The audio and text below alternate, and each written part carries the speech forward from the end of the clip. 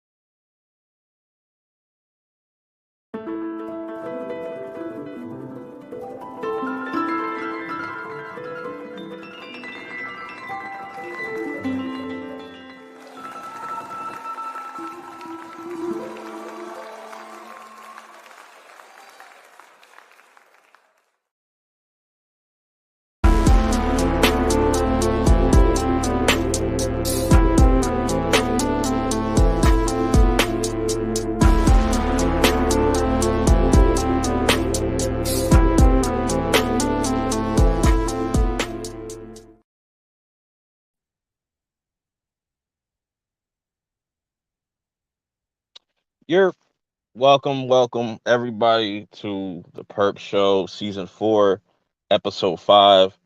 This is a very, very special episode. This is marking the 5th year of me doing YouTube.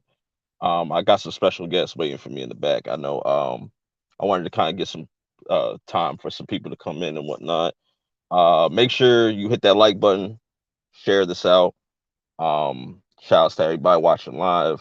If you catch this live, or if you catch the replay as well. So with that being said, let me bring in my guest.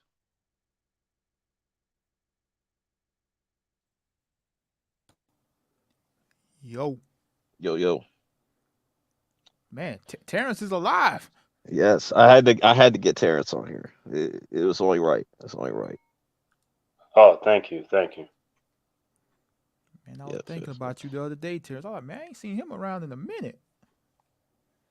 And if anybody's wondering who was that song was from, that was from the Black Guru himself. We have him on tonight as well.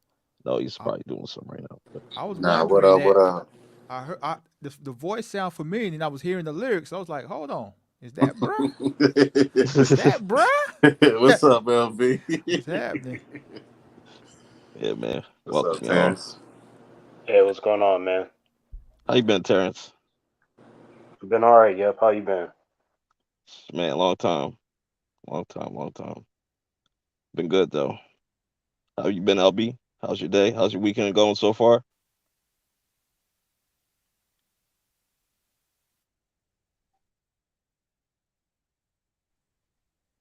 LB, you there? Can y'all hear me?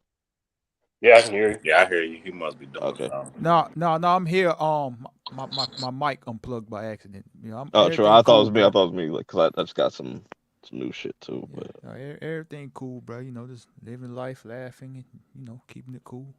Yeah, I feel you. Shout out to everybody watching. I see Landon, I see Tyler in the chat. You know what I'm saying? It's a completely different hour. I'm not used to streaming at midnight like this late. You know what I'm saying? You know what I'm saying? But I was like, I figure I might as well just try something different. You know, that's always been my thing this year, like just trying different things, experimenting and stuff like that. Right. Yeah, we definitely go ahead. What you say, Terrance? Oh no, I was just saying right. Yeah. Oh, true, true, true. Yeah, yeah, yeah. But it's been a long time, man. Long time. 5 years. 5 years. It's crazy. It's a little overwhelming, you know. Time But flies. yeah, that's what I'm saying. It's just, I'm definitely thankful for just meeting all these different creators and stuff like y'all on the panel as well. You know, LB, Guru, Terrance, most definitely. You know what I'm saying?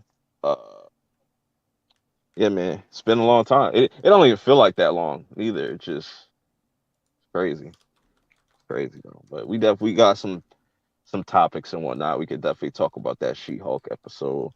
Um, but what I like to do at the beginning of these streams or however I put them out, whether they're pre-recorded and whatnot, um, I always like to go over my letterbox. I've been really like addicted to just like messing with letterbox. It's a nice little app, just for if you're a movie person and you just want to keep track of certain movies that you've watched over the years, or if you want to make like your top 10 list or a top whatever you can think of, you can possibly pretty much do, if you're a movie head like that.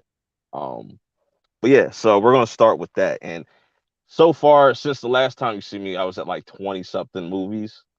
Now I have reached I've watched more than this, but this is just the movies that I've reviewed, what I'm saying, this year. I'm at 40 now.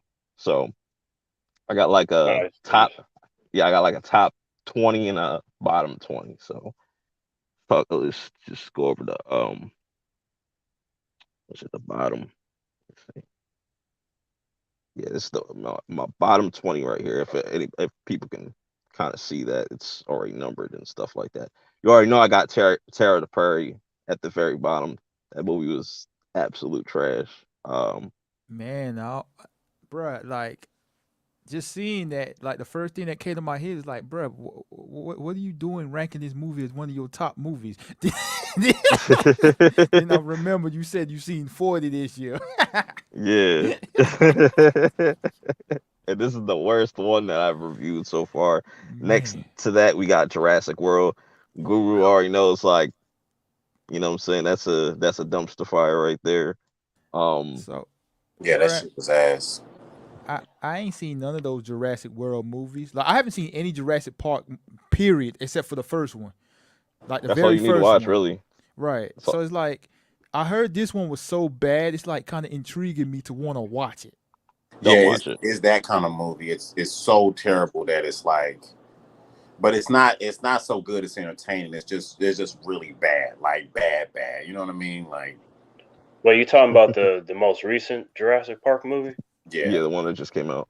Yeah, that was yeah, that was very terrible. very terrible. Like I, I I watched the review when it first came out, and what was it? They had like grasshoppers or something. That's pretty much like the locust. Like that was pretty much the big threat of that was the locust, not the Hmm. dinosaurs. That's Fuck the right. dinosaurs. Like, Yeah, I was waiting for some Dominion, but nothing happened. They kind of brought back the old characters, and that's how you waste OG characters. If you want to know how you waste them, you watch that movie. They just were well, there for no well, reason. you can probably give them somewhat credit because at least they got their three in there. They got what's his face? Like, what I'm saying, they got their three, unlike Star Wars. So you can at Okay, least give them credit for I that. can give them that, but it's like Yeah, they you did could nothing. still have the plot without them. That's why I'm like it's almost was insulting for them to be there to me. Yeah, meow meow. Salute. Well, man, what's up with bringing people back and making terrible movies, bro? I Yeah, don't that's know. a That's a bad trend. habit. That's definitely a trend. Shouts to Raya. See you in the chat, Tony. Salute. Raya. Yeah. So then we got next to Jurassic World, we got the Texas Chainsaw Massacre and Morbius. You know what I'm saying? Morbius is just like it's just so weird how it's gained its popularity, just becoming a meme and stuff, and it's just yeah, So it's let me. gonna be. Go ahead. No, I was gonna ask you, bro. Like, I don't know if people are trolling or is this movie like legit? Because to me, I haven't seen it, but it just looks awful. But like, I see a lot of people like supporting it on Twitter. So it's like, are they trolling or are they serious?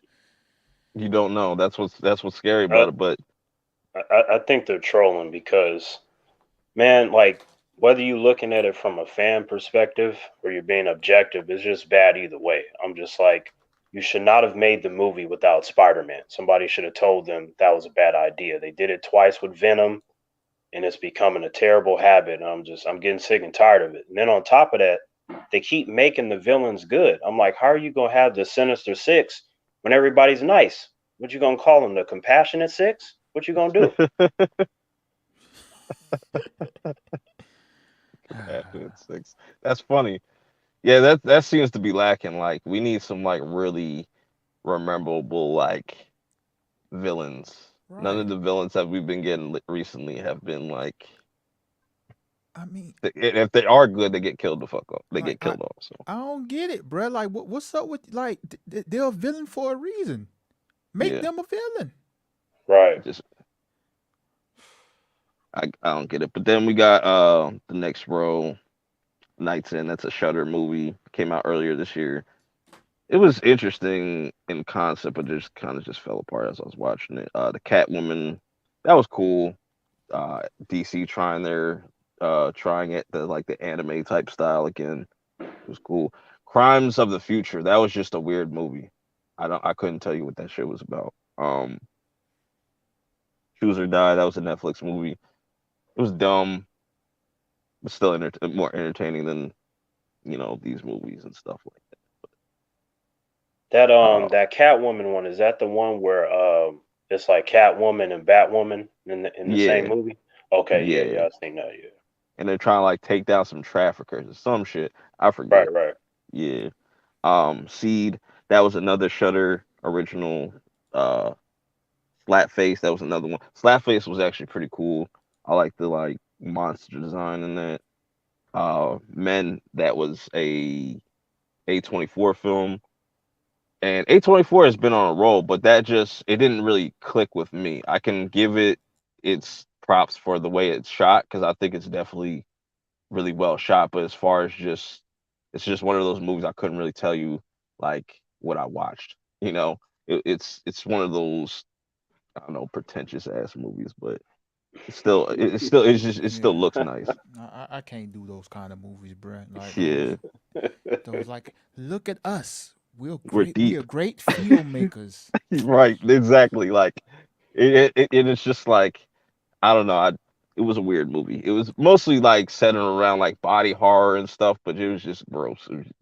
It just got really fucking weird like towards the end. Fresh, that was a cool one. A lot of people like that. That came out earlier on Hulu. Um, that has the dude that plays Bucky, Sebastian Stan. Is that his name? Yeah, yeah, that's him. Yeah. Yeah, he's pretty much a cannibal in this and whatnot. Uh, Damn. it was See, cool. no, that's why it was bad when Cap died. No, oh, man. He ain't there, bro. um, Yeah, I then we got guess so. In the multiverse thing, yeah. No, yeah, because he ain't dead in real life. yeah, Captain America's black now, so No, I Oh, ain't talking yeah. about you that got guy. it. I'm talking about Steven Rogers. Yeah, you got to acknowledge Sam is the captain now. I mean, they can do whatever. I just want to acknowledge him, bro. It's cool. Certain people don't acknowledge certain things in real life. I'm not acknowledging him as Captain America. It is what it is. Respectful. That's you know what I'm saying. But I'll acknowledge him. You know what I'm saying? 'Cause he's the captain now. But we'll see what he does in this movie. You know what I'm saying? I still think that Captain America 4 will be better than at least Thor: Love Bro, and Thunder. I Wait, like I, so did Steve Rogers go to a nursing home? Like, where is he at? right. That's what I was saying. Like, I mean, we'll get into that later when you talk about the She-Hulk. But what I was saying, like, I mean, as far as the Captain America movie, I'm pretty sure it'll be good. But like for me, bro, he got to earn that title, bro. Like Right. it's like it's the same thing I agree. it's the same thing for me with Captain America at first. Like, bro, to me, like he ain't earned that title to like Avengers, bruh, for me.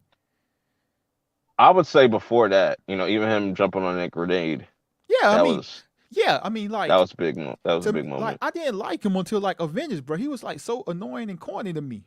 Yeah, I feel you. Yeah, yeah, kind of get with the times. I think that was on purpose too. Yeah, Yeah. absolutely, absolutely. And I mean, but honestly though, like for me, like you said with the grenade, like I was already sold on that. I was with the doctor. I was like, yeah, that dude is Yeah, definitely Captain America. yeah. I mean, absolutely. He earned that. He earned that title. Even if you don't, if you discount that stuff, by the end of the movie, it's like, yeah, he earned that. Like what mm, has Falcon done, bro? Oh man, I yeah, ain't he's even trying to derail your stream, but we talking nah, about your nah, movie nah. It's all ratings. good. It's all good. It's all good. Like, you know what I'm saying? We got enough time and whatnot. But yeah, it's just like he definitely has to prove himself. Most definitely. It's definitely going to be make or break for his character if they don't give him something, you know, something decent or something, whatever. Right. I, But I look, final thought. I want them to go all in on this movie, like on some, not my Captain America. Like I want them to do that. Like unlike Falcon and the Winter Soldier when they did it for like half an episode, I want them to yeah, go all in, bro. they're definitely going to have to put like other people in this movie. It's just not going to be just Sam. It's going to be Oh no, Sam, no, no, Bucky. not other people. I mean like on Oh, the oh, you're not my Captain America. I'm not accepting you. That type of stuff. oh yeah, Like the yeah, yeah. racial undertones. It's definitely going I to be there. I wish they would have fully did the Isaiah Bradley storyline, but I already knew they weren't going to do that shit. Who knows? He might come back into the movies at He some might, point. but I just mean Yeah. like his backstory because his mini series in Marvel Comics was really just dark and thought provoking. Like I was like, there's no way they're showing that in the MCU, but I think it would have made for some compelling material. I agree. I agree. So yeah, continuing with the list, we got Buzz Lightyear, which Lightyear. I like this movie. It was getting a lot of shit, and I also just think that Disney did a poor job of marketing it. Did you I think review that's what it? really, You yeah, you did. Okay. yeah. I Perp, thought I thought it was solid. I I, like Chris. I, hmm, I see it. I did not like the movie at all, man. Like I just had issues with him doing the same thing over and over for an hour, and like everything in the movie felt small. Like I was like, so you mean to tell me that the toy is based off of this guy? There didn't seem to be anything incredible about Hmm. Good point.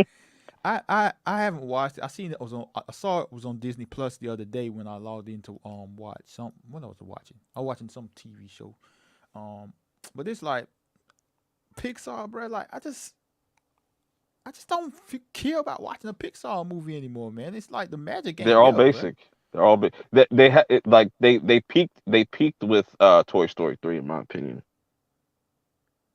Which one was that? That was the one at the end with. That was the one with Lotso.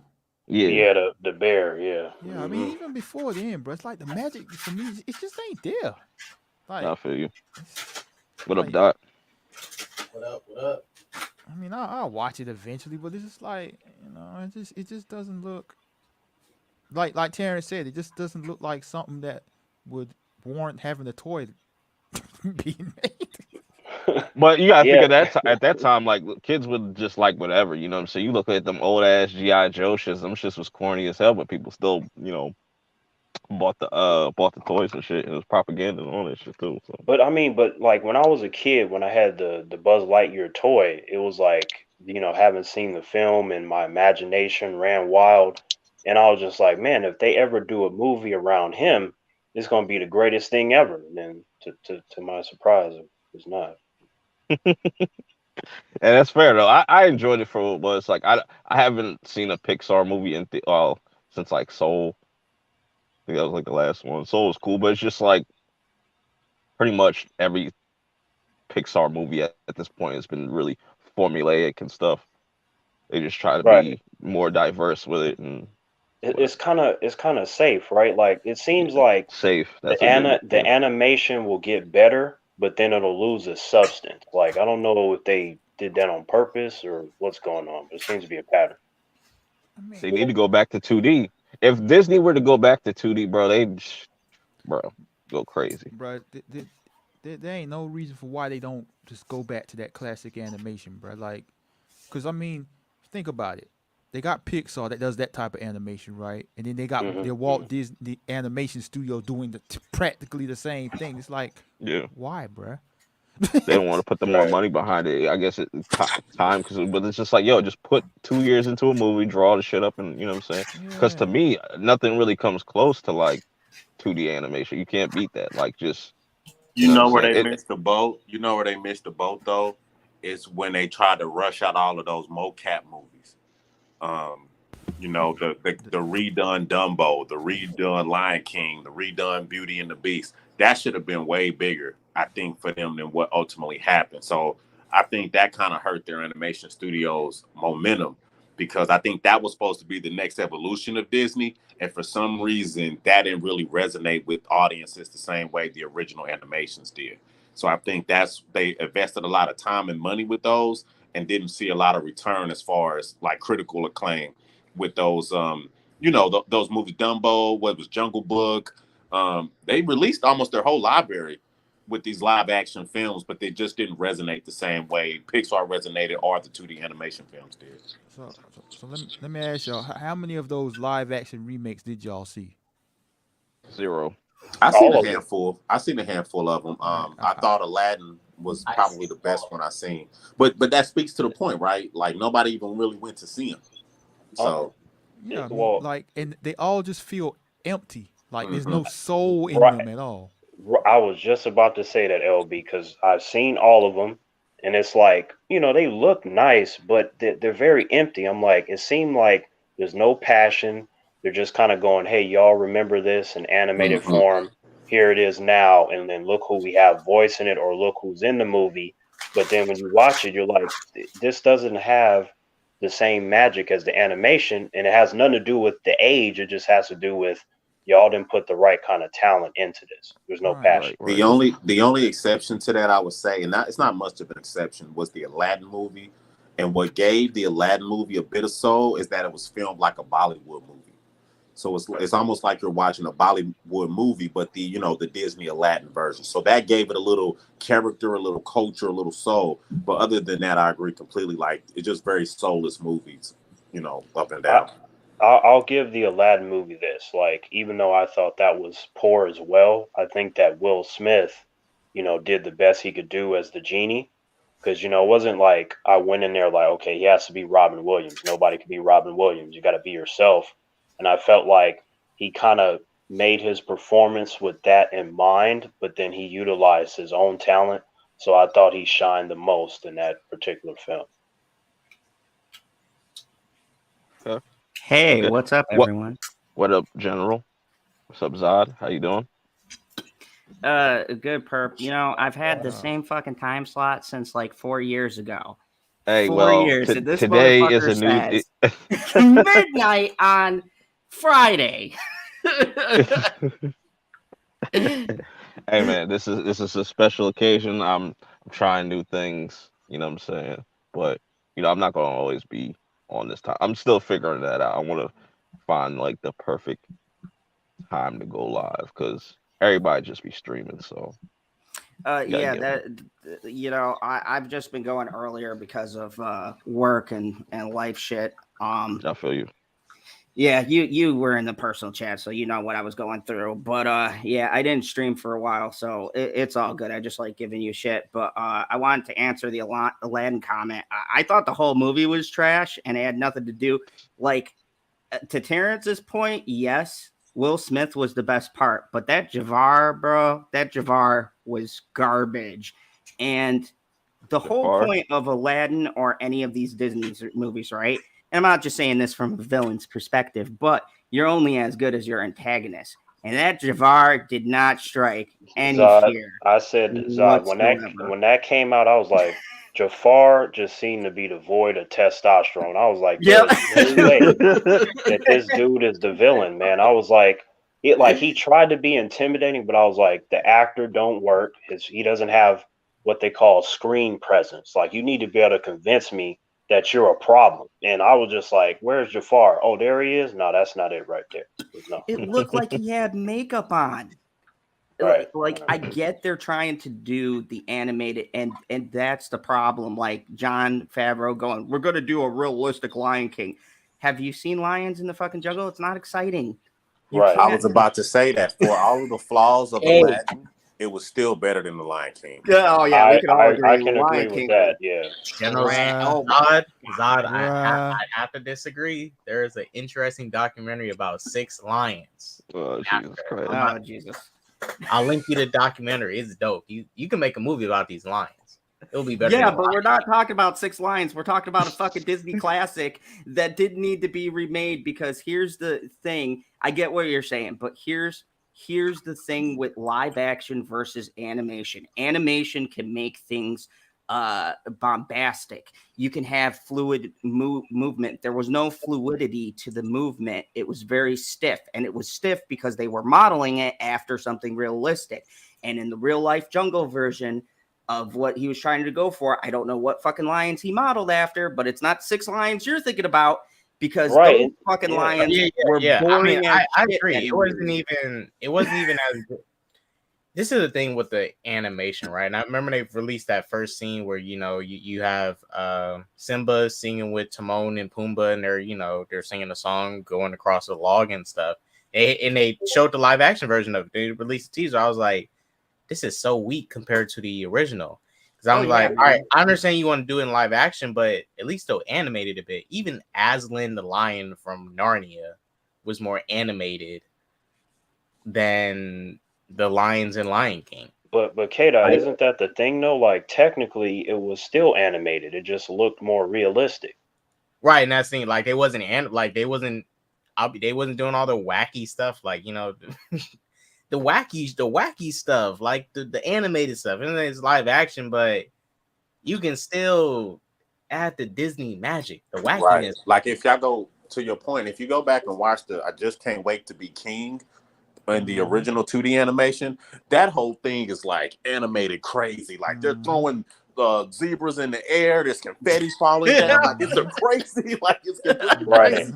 And when they did it in this one, it was like very realistic. That song can't be depicted realistically. Like it just doesn't work. And I was fucking pissed when they didn't do "Be Prepared" by Scar.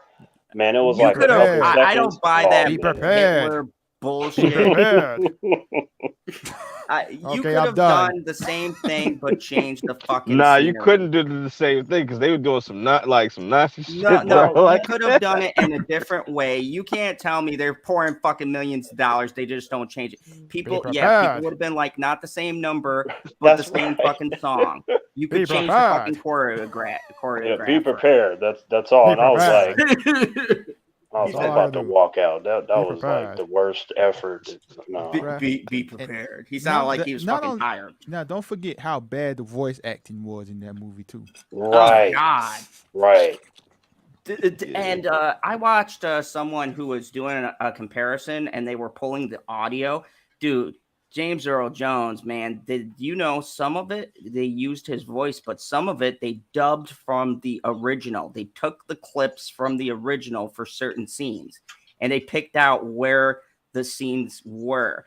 And you can hear the transition from his like voice now, because he's older, versus his voice back then. Which, don't get me wrong, he was still older then, but he had like a lot more, energy.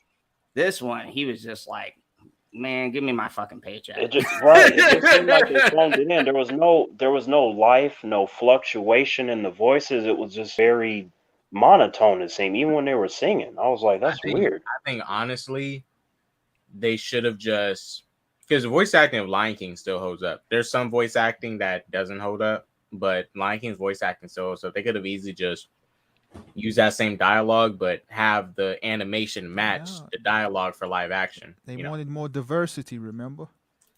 Right. Yeah, but anyways, the lions have to be black voices. Like, bruh. Right, yeah. Next on the list, Purp.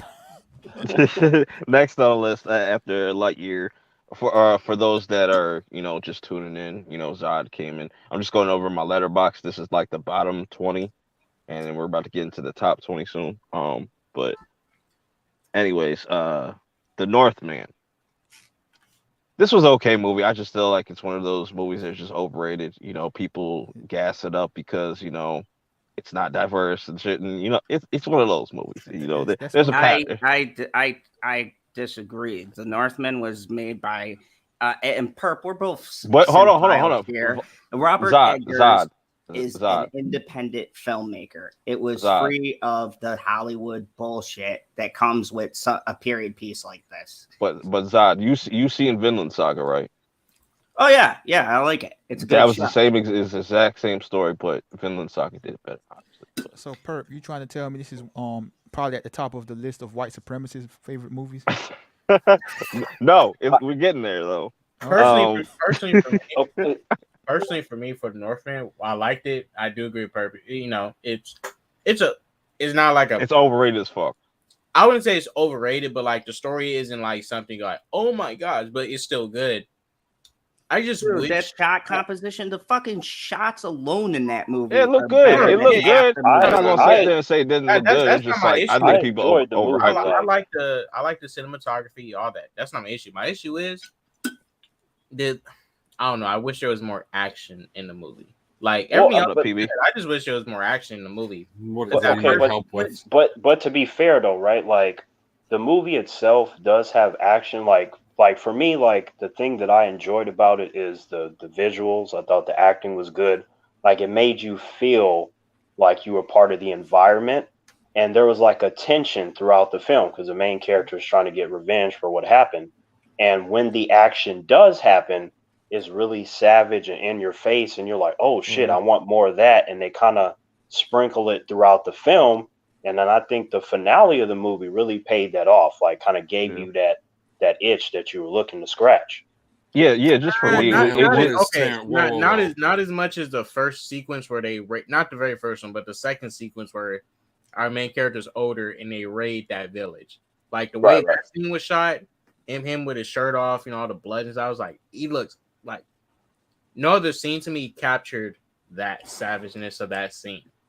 Well, I have to 100% agree with you. Like that scene, that was the best action scene. Yeah, I watched that with Bitchy, and I was like, that was a great scene. Yeah, like bro, like that definitely encapsulate for me. And I get what Purp is saying. I just like butting heads with you, Purp, but I do get what you're saying. I think it's really basic. It's a basic story, but like people will plot. put it over the moon. Yeah, we've seen it 1,000 times. It's not trying to reinvent the wheel, but I think the point behind the directing style was not necessarily reinventing the wheel or doing something different. Revenge stories will always work if they're done, shot well, competently acted. I mean, John Wick is nothing new, but I bet you everybody's going to fucking see it, and you're lying to yourself telling me everyone on this panel ain't gonna go see the new. But let's not compare. Let's not compare. I don't think it's comparable, but yeah, that's what I'm saying. I get what you're saying though. Yeah. But the gist every is the same, movie right? is comparable. Have the same story if it's told competently and well acted. You could tell the same thing 1,000 times in 1,000 different ways. I got a question. So you're trying to tell me that Terror in the Prairie needed Roger Deakins to be the cinematographer? We'll get to that when we talk about it. I don't think anything. LB, me and you both share the same view on that. We're past that. We're not talking about the Terror of the Prairie. We're just like okay. Well, that's at the very bottom. That movie was fucking trash. It was overhyped. Hold on a second. Hold on. I got a huge problem with this list. If you're telling me that Terror on the Prairie is way at the bottom, why is Morbius on this list? Like, it should be number one in your top 20. Yes, why is Morbius on the bottom? That made him more billion. No, I just say I enjoyed Morbius more than these three movies, the last three movies. So that's why. I'm saying you should have enjoyed it than any movie you've ever seen in your entire life. It's life changing. No, it's not more. Like, I think that you've missed everything that happens in that movie. Hey, Purp, to me, the best way to describe The Northman is that you have a simple revenge story that's executed very well. Yeah, I could agree with that. Yeah. I guess. Nicole Kidman could just not been in this. She was in this way too because you see her at the beginning of the film, and like before the beginning of the film, and then you see her in the film. It's just like, yo, this is too much Nicole Kidman, bro. Like, chill out. I agree with They that had to too. get I her don't Yeah, more I like was, money, I Nicole was bro. waiting Kidman, for and her to that die, boy. incest shit was weird. But anyways, we're going. The next two are Netflix movies, The Adam Project and Spiderhead. Yeah, Spiderhead was Spiderhead. good.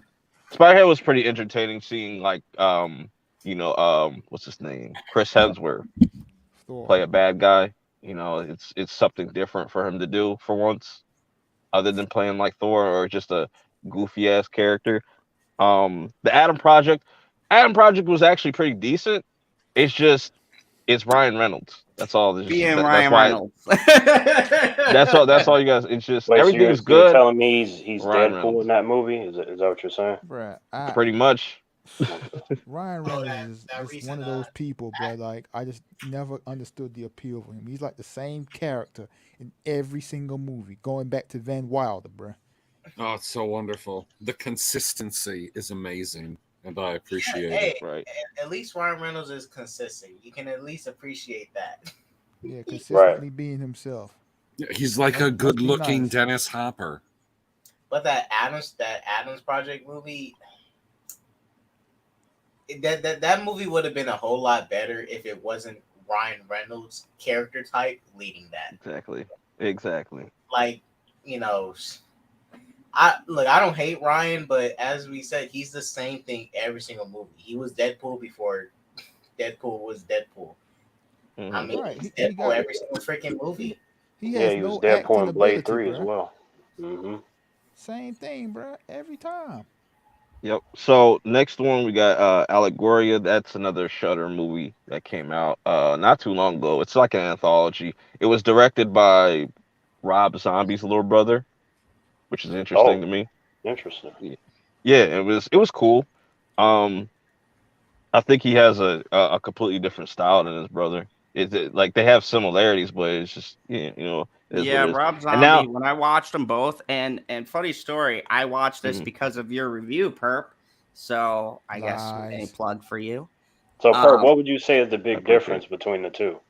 Um, this Zombie's one definitely. Grindhouse. I want to see what he could do with the bigger budget, but what he was able to do, it was interesting. I don't know. It still had that like Rob Zombie type of like like aesthetic to it, like the weird shit. Right. Uh, it's kind of hard to explain though, but I want to see what he can do with other things and just with like a slightly bigger budget. Let me see him make a small indie film or something like that. But next Gotcha. one is another overrated fucking movie that just everybody just can't seem to stop talking about. Hey, Top Gun, hey, Top hey! Gun You're in the Maverick. danger zone, Perp. You're in the fucking danger zone. No, no, no, no, no. I Because grew I up gotta with talk. Top Gun. I got. That's cool. I shouts to Tom Cruise for making his first Billy. I'm not hating on that. Like, saying get your bread. You know what Yeah, I'm He's he saying? was about to. flying past. He was flying past all kinds of records, man. Like, cause, like for me, I actually took a little while to see it because I'm not the biggest Top Gun fan. But what got me to see it eventually was because I like Tom Cruise. I was like, let me go see it in IMAX. Dude, And I you were gotta gonna Yeah. tell you, see it either way. And, I'm like, and I gotta tell you that shit looked great in IMAX, and I was like, this is a really good sequel. I'm like, this is the best that you could do for that my particular film. my issue with the film though, like, because I'm trying to understand why people like this movie. You And know like why, you bro? don't and like I could and it did a good like I could pretty much put two and two together without watching the original. You know what I'm saying? And watching this, but it's just like, all right, why do I care that they're doing this mission? They don't even tell me who I, the fuck they're like. You know what I'm saying? Like they don't.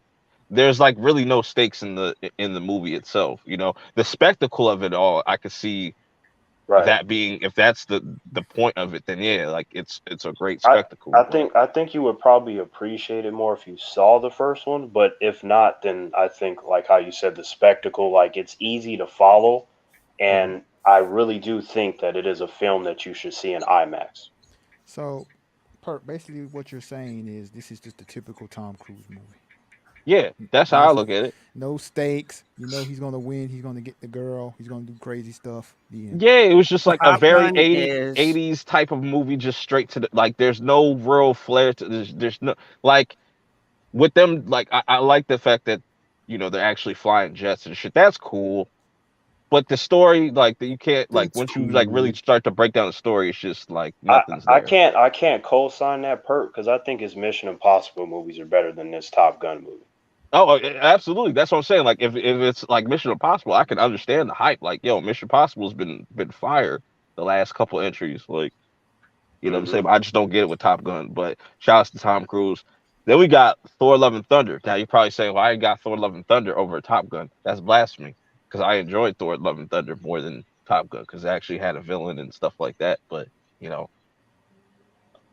yeah, Okay, Blast. wait a That's second. Whoa. There's no villain in Top Gun. no. What do you mean no? wait. So you like Gore and Thor: Love and Thunder, perk?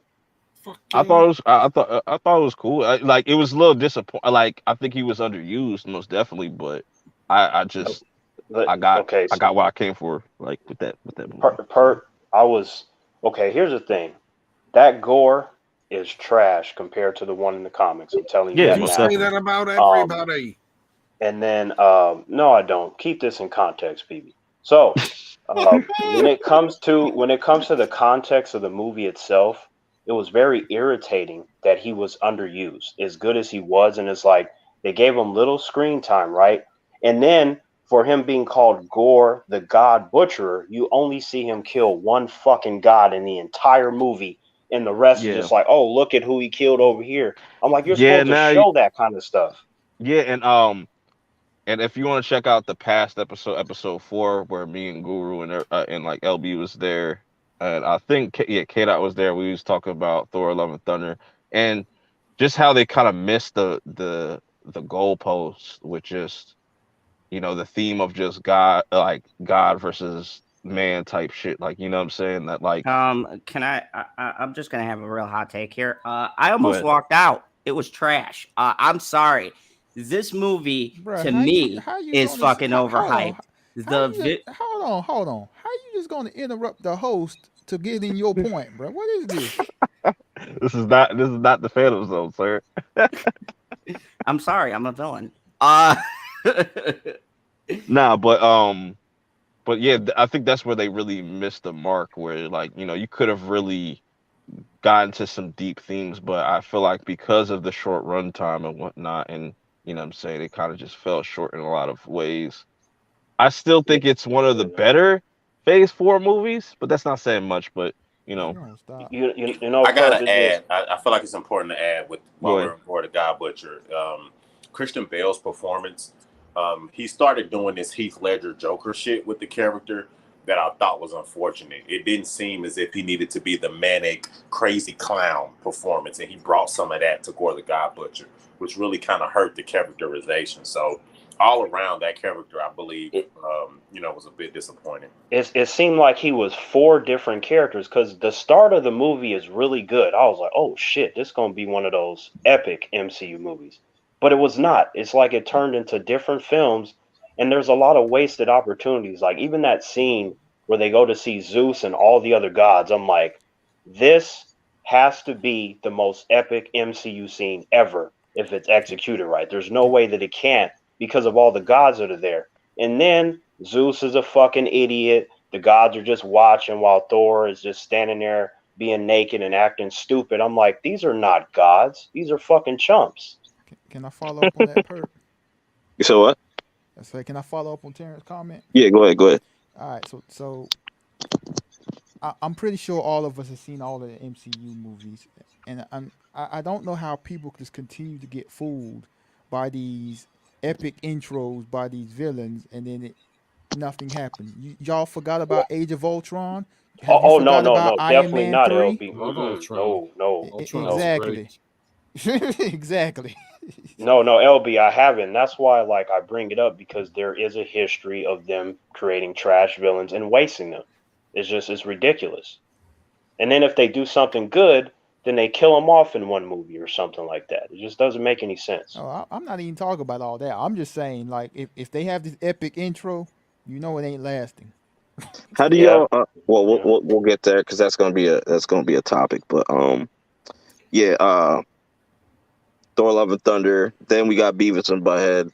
Uh, I think was it Do the Universe or some shit like that. Yeah, where they yeah. do kind of like their own like it was kind of like a half-ass multiverse type shit, but it was a way to kind of put Beavis and Butthead in present day. And the new show is pretty funny too. Like they instead of watching like MTV and just reacting to videos, they like watch shit on like TikTok and shit and just certain things that are just on YouTube or something like that. So it's pretty funny. But yeah, so then we get into the top 20. Oh, Perp. But Yeah, yeah, I liked the movie, man. I thought it was cool because I just didn't want to go into it and just have this whole experience where it's like they watered them down for the sensitive humans in 2022. Like I didn't want to see yeah, that. Because they didn't do that, I was like, cool. I had a better time watching it because they were just Beavis and Butthead just doing random shit. yeah, yeah. It was a cool movie though, because it's like they haven't been around as much. Like they don't have, they don't overuse Beavis and Butthead as much as they do like Family Guy, Simpsons, or like Right, right. what's South Park. Yeah, You know, they so didn't they don't overstay their welcome and shit. So yeah. yeah, so now I'm getting to the top 20, starting with the Watcher. This is a movie that came out. What was it? I think came out in May, but now it's going to come out on Shutter like next week, so definitely check that out. I have a review on that. Obviously, everything that's on this list I've reviewed. I've watched more movies than this. These are just the movies that I've reviewed on the channel and stuff for people that haven't been paying attention. But anyways, then we got Sonic 2, which I thought Sonic 2 was a decent sequel. I just think they need to just completely get away from the humans. That Tyler Perry shit at the end, bro. I don't know what the fuck that was. He's in the movie. But no, What? but it was just a very Tyler Perry type of scene. Oh, The wedding scene. Yes, yes, it was Right. very That Hey, is 100% look, facts. look, like honestly, right? It was less screen time from the humans aside from Jim Carrey in this movie. I did laugh at that wedding shit. I ain't finna lie. It was corny and I laughed at it. Shit was funny. Yeah, it was kind of funny, but I was like, Knuckles and Tails and Sonic were so amazing. I'm like, every time they went back to the humans, I'm like, man, fuck all that. Get back to the characters that we came here to see. right. Yeah, definitely for next movie they can do without you got to have Tom and Maddie in it at least, but you No, can do Shadow needs to pull up and shoot Tom like right in the like just kill him.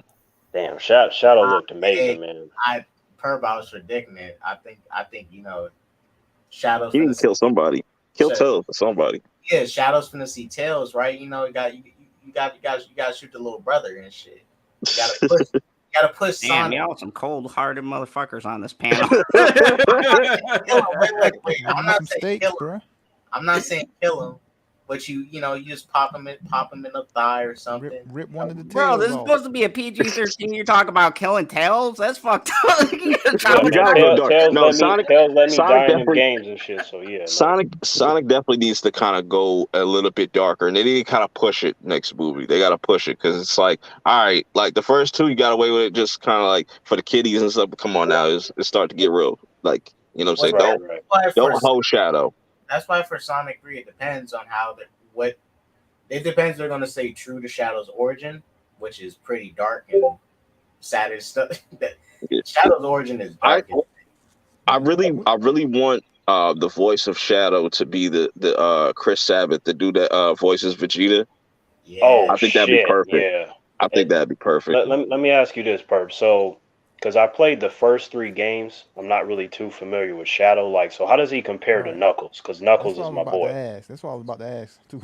Well, KDot Shadow can answer. First of all, he's a different color. Shadow What is game did he come from? Shadow first popped up in Sonic Adventure 2. Compared to Knuckles, he's far superior. What Knuckles lacks is obviously he lacks the intelligent mind to go up against. Yeah, he lacks a very intelligent mind. Shadow is so much more. He's basically Sonic's opposite, and it's supposed to be the opposite. He's supposed to be the Joker to him, or the Lex Luthor to Superman. That's what Shadow is to Oh Sonic. shit. Derp, no. I mean, and technically, Eggman is the Lex Luthor to Sonic, but he's he's the Venom to Spider-Man. Okay, so with that, let me ask you this. So since we got the whole Sonic, Knuckles, and Tails team up, so if they all step in front of him, is it to the point to where he could just laugh in their face and like backhand them into a building type stuff? Oh yeah.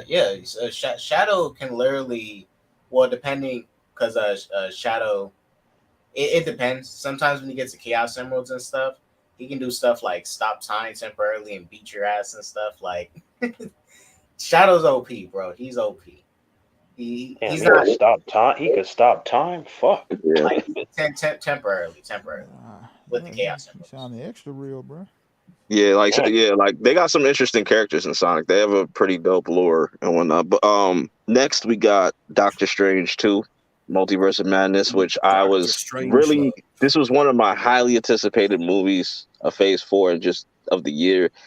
And it came short. I was pretty disappointed, but it still managed to stay in the top 20. It was like in my top 10 for a minute, but then it slowly just got lower and lower and I, lower. But I think it disappoints. I don't think there can be a person out there that can say the movie exceeded their expectations, because everybody was expecting some crazy yeah, multiverse Yeah, type things, but absolutely. we didn't get that.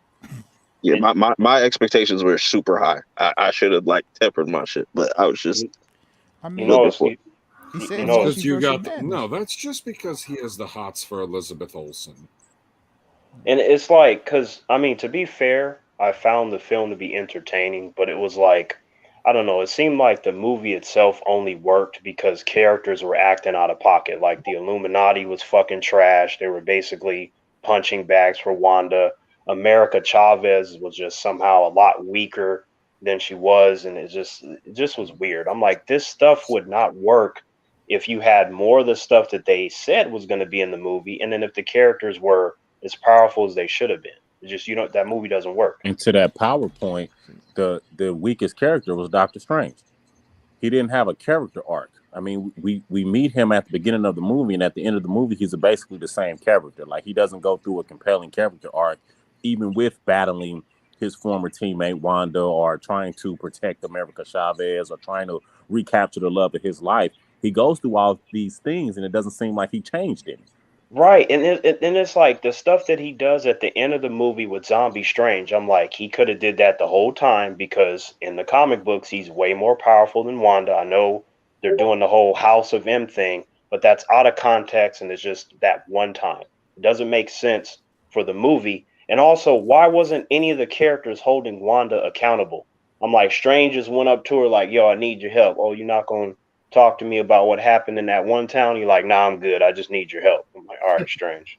All right. So she's a I woman. I They mean, glossed over that hella quick. I mean, they do that in the MCU period. They just gloss over things. Like Right, No Way right. Home, perfect example. At the end of Yeah. at the end of Far From Home, he's a fugitive. No Way Home. Oh yeah, everything's all Yeah, good. That that's was the that's whole true. active. Yeah. That's what kind of killed that movie for me. The fact that we spent the whole first act just kind of retconning the previous movie, Right. so we didn't even build up Yeah. the movie Yeah. we're about to watch. It was weird. And then it was like, okay, I I tried to just turn my brain off, but Reed Richards is not the smartest man in the universe. That shit was dumb as fuck. He literally told Wanda how to stop Black Bolt. Yeah, Like, that that shit was was dumb. stupid. And then she killed Charles Xavier in the astral plane. I'm like, this man defeated the Shadow King in the astral plane, which is one of the Yeah. Whoa, most whoa, whoa, powerful whoa! mutants Wait, ever. wait a And she second. was Wait a able to second. beat him in under 5 minutes. You better miss Where me with that. in what movie was this Astral King in? Okay, No, no, I no, know no, where no. you're I'm going with pulling from. this, but it was I on know the he's show doing he's Legion. doing that asshole thing where he tries to dismiss the The, comics. But I'm the, just telling you, in the context of how that scene broke Terrance is down, so it angry. didn't make any sense. It was fucking stupid. They and to treat back like, up how do his you bring point, Charles in? How do you bring Charles in and do him like that? And then humans told me, you know what they said? well, he was a variant. I'm like, okay, well, what about the variants of Doctor Strange? They all seem to be the same fucking power level. It doesn't make any sense. None of that variant shit makes any sense, really. Like when you really look at it, like even with the Loki shit, like Sylvie's the only one that's different from everybody. Like that's just stupid. Right, right. No, bro. But the better multiverse type of kind of movie was Chippendale. This had no business being as funny as it was, None. bro. No business, bro. That shit had me like just cracking up to the ET and Batman shit. Just that shit had me crying, bro. Like I that gotta was a check great that out. movie, Everyone's saying it's good, so it's really that good. Hey, dude, bro. Chip. It's hilarious. Yeah, I'm it's not. really good. I I'm not gonna. watched it. I didn't even think, nothing about it. You see the name Chip and Dale, you don't think much about it, but it was very, very entertaining. It's like Perp said, it's better than what you expect. Right. Like whatever you think that movie is, it's better than that, which is Right. surprising. All Right. right. Because I mean, it looked like absolute trash from that trailer. Yeah, and it's definitely not. And it's Like, definitely not trash. It's very creative, very 2022. It's very good. So basically, just ignore the trailer. It's just nothing like that. Just I mean, okay. it has all the stuff from the trailer, but the trailer makes it seem like it's like hot garbage. But Okay. like, there's a story behind the movie. Like everything works. Like I felt like the third that got cookie cutter, but like other than that, I mean, it's fine. It's a good movie. I laughed. There's a lot Ted, of cameos and Easter eggs. All right. yeah, just watch it because like the cameos, like the one cameo in there will have you dying, bro. It will have you dying, bro. Just like that shit was funny. That thing, and it's crazy that this is a Disney movie and they got all these different properties in this movie, which is crazy that they got away with that. But the next two movies we got is Bubble, that's like an anime movie that came out on Netflix Yeah, earlier this year. moving It's on, kind of moving dealing with on. sound and stuff like that. It was just had a lot of big names attached to it and stuff, like all the best like animators, people with like with music and all that shit that made this. And Sure. it was a beautiful movie, man. I really loved it, man. Is it Did you is it a cry? drama or what we talking about? It's animated. Yeah, no. It's like I would say it's a drama Wait, musical. Joe Max movie with the music. What the virtual reality thing? No, not that, not Bell, not Bell. It was it was like a bubble over like Tokyo or something like that, and they was dealing with sound mostly. It was just a whole movie centered around sound and stuff like that. It was really interesting. Dash Cam. This was um this was an interesting movie because the director of this directed a movie that came out in 2020 called Host, Which where was that excellent. was they pretty much made that in the middle of a pandemic, and they just kind of made it through a Zoom call. Like they just used the the app and stuff and all that to make Really? the movie. Oh Yeah. shit. Uh, and then this is his follow up movie to that Dash Cam, where it's instead of it being like a Zoom, it's like this content creator.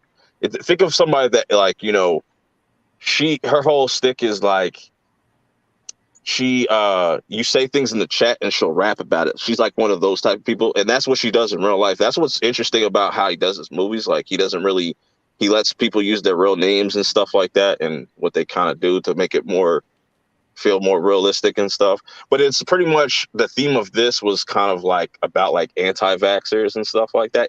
It was interesting though. It was really interesting. All right. Yeah. It's a horror movie and stuff and whatnot, but Black Phone is the next one. That's Ethan Hawke and whatnot. That was another movie that got a lot of buzz. I just seen an article where it crossed like 100 million in the box office like that. So that's really good.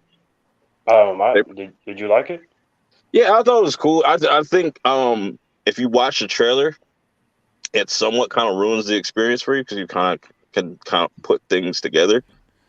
Wait But a second. Wait, I have a question. Did he just ask you if you liked a Bruh. movie that was in your top 20? Bruh, that Yeah. was my question. Okay, Abby. That's what. No, because like I want to know your full thoughts on it. That's why I asked. I mean, it's 15 on his list out of 40, bruh. Yeah. But yeah, but I still want to know the full thoughts. No, no, no. Why'd you ask No, no. that? I feel you, Terrence. No, no, no. I really enjoyed it. You know what I'm saying? It was at a point in my top 10, but then ended up where it ended. So I still think it's entertaining. I watched it about 2 times in theaters. Yeah, I've seen it twice. So Me I, yeah, too, I that's bro. I why. That enjoyed movie it was too. I think fire. yeah, I think it's one of the better recent horror Silence. films because Yeah, a lot of the recent horror films have been terrible. Oh Just yeah. terrible. there's a And lot of horror in my top five, like my top list and whatnot. But speaking of which, bodies, bodies, bodies. Which this was an interesting Ugh. one. It's another A24 movie where it's like a who done it. It's like a Gen Z's version of Scream, kind of. Like I don't know why they say that, but I could see why they say that. But it's more of like a who done it type of story, less of a slasher. It has slasher elements to it, but it's still just a who done it. But I like the twist at it. Some people, it's one of those movies you're either gonna love or hate the twist at the end and stuff. Like there's a huge big twist. And I do. Yeah, May I interject for a moment? Oh 'Cause I'm fuck! trying go to Here ahead. we go. be polite here. Perp, I gotta be honest with you. I seen this movie and I don't know how I feel about it. I get the concept Mhm. and I get the fact that it's not.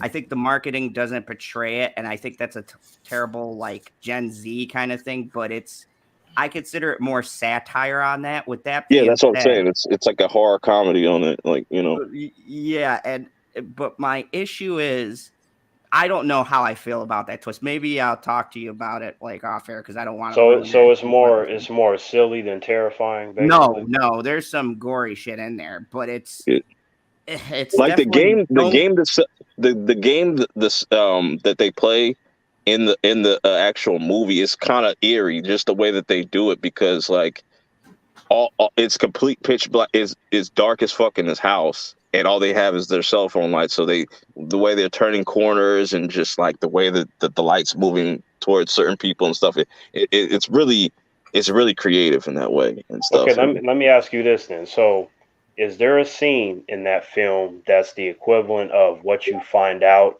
about, the whole black phone, like what it reveals in the movie? Is there anything to that Um, equivalent? I would say I would say, like, if we're comparing twists, I like bodies, bodies, bodies, bodies, just because it was one of those, oh shit, like, yeah, it was like one of those where you see the twist coming a mile away in Black Phone, because it's just like, oh, that's what's going on, but you're just sitting there waiting to figure out how it's going to all play out. But I definitely think it's worth a watch. So It's I've definitely. seen, I couldn't even tell you how many horror films. Do you feel like I would be able to spot the twist coming, or do you feel like it would surprise me? I think it would surprise you, because I was just like, all right, like, because you're narrowing it down and Whoa, just like, oh whoa, shit, whoa, it's just. whoa. You're talking about the T virus, Terrance. Terrance, you'll most definitely see the twist coming, just like you do with every film. But then a more recent film I just saw last night was Orphan First Kill. Now Orphan has been an interesting kind of movie, and I feel like 13 years was kind of long for a sequel, to wait for a sequel. I think this was a movie that should have came out like in like 2015 or 2014 or something like that.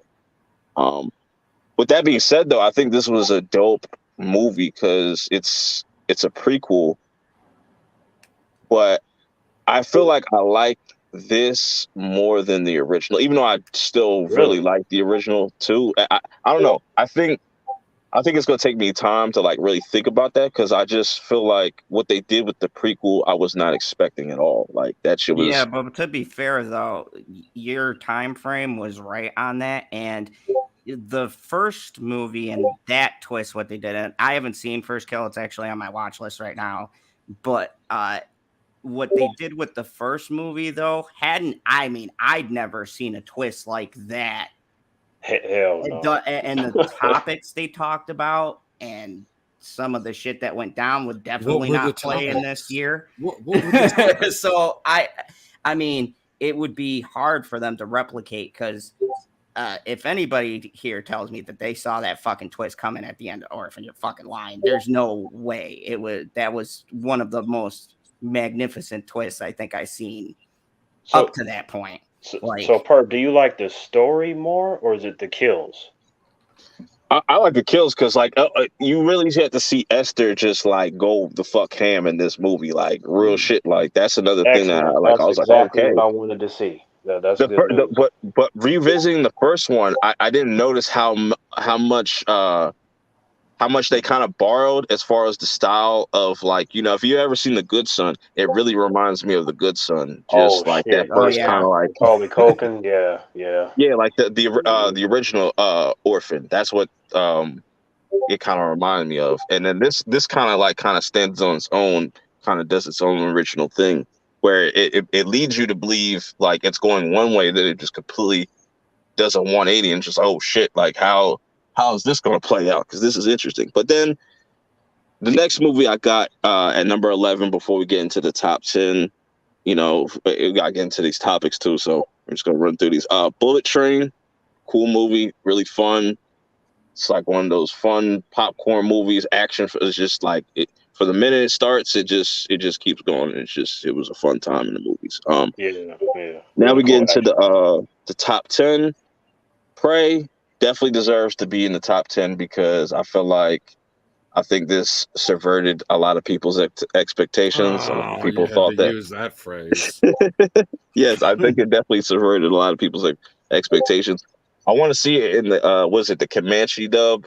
I want to see it in that, like, because the dialogue is a kind of weird, I would say, for the movie, but it Oh, didn't like completely take me out of it. I could appreciate this more than the original Predators, just because I feel like this movie kind of takes itself serious more. Just, you know, it's not that it's just kind of it just feels a little bit more grounded, if that I makes any think sense.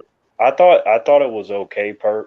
Mm. The motivations of the female character I thought were stupid, but the Predator himself though was amazing until the end of the movie where he just, I don't know, randomly got dumb. But I think it's better than the last two.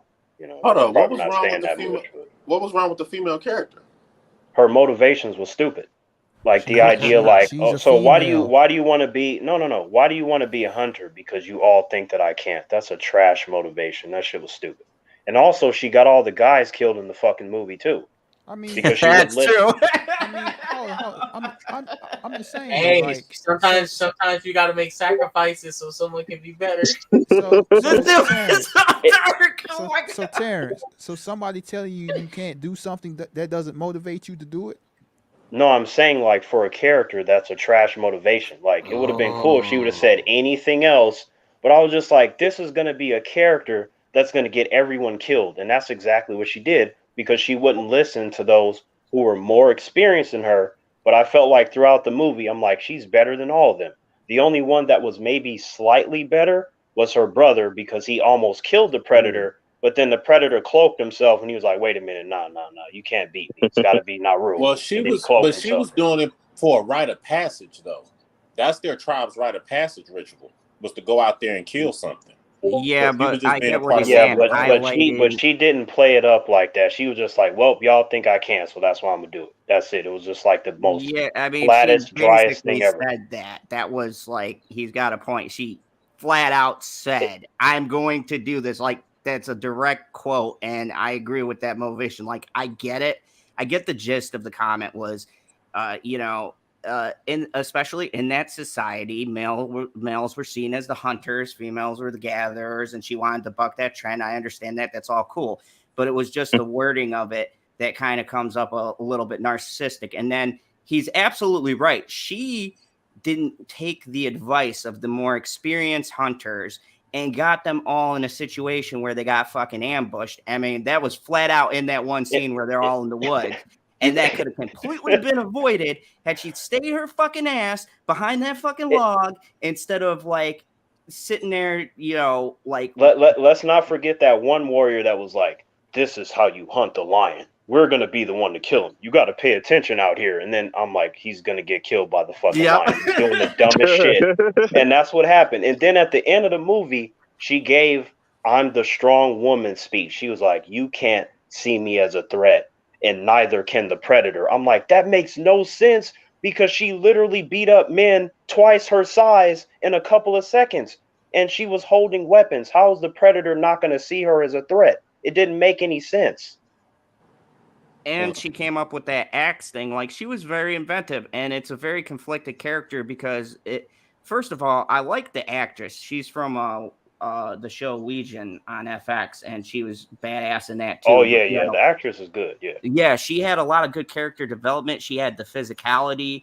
I think the actress, for the script she was given, did the best that she could with putting on that persona. But the wording and how they approach it was just a little bit wonky. One second, Zod. 1 second, Zod. Eagle, was it Eagles 215? Got a serious question. How is Scream 5 better than Prey? I'll get to that when we'll get to there. You know what I'm saying? My last point on Prey, not to hold things up, but as far as a female protagonist, I think all the things you guys mentioned, you're right about those things. I won't say that those things are wrong, but I think it helps build her character development and her arc throughout the story. So we see her as one individual when we meet her, and by the time she defeats the Predator, she goes through these lessons, and we watch her learn about herself and her wrongdoings and so forth and so on throughout the movie. Unlike other female characters that we see who start the movie off with all the power in the world, all the smarts, the wisdom, the ability in the world, and they have nowhere to go from there. So the fact that she started off kind of with this noble goal, which ended up getting people killed, getting people hurt, whatever, what have you, but she ultimately accomplishes her goal at the end, is a better arc for a character than what we normally get out of female hero protagonists. Right. I think Naru is a decent character. And like I said, it's better than the last two Predator movies. It really is. You know what I mean? Being objective, but it's like, don't you think it's convenient that the Predator was that dumb? Like, if that would have been the Predator from the Arnold Schwarzenegger movie, she'd have been dead as fuck within 5 minutes. Yeah, but I could buy that because this was hundreds of years ago, and we could see it's a different hunt, a different species. There's different predators, but it's to her luck that one happened to be that dumb to where he forgot where his fucking helmet was. He didn't forget; he lost it, and she got it knocked off. Yes, I understand. And you gotta keep in mind. Hold on, keep in mind, Terrance, that shouldn't have happened. That doesn't happen to predators. But keep in mind though, this is a predator from like 300 years. He wasn't all armed up. He had a lot of weak spots to him. But you gotta keep in mind too, the dudes were weakening him, were like kind of fucking him up before he even got to, like, you know what I'm saying. So he was already, not at 100%. His physical, so they kind of leveled the playing field. Right, but his physical stature based upon the other dudes injuring him has nothing to do with his intellectual properties and him conveniently making the dumbest decisions that allowed Naru to win. Well, Terrance, I'll give you this. I'll say this is probably the only downside to the Predator was that so his little gun thing, right? Because that's what Naru was. She was going to use that against him. Right. I love Prey. I like the movie, guys. I love the movie. I have barely any issues.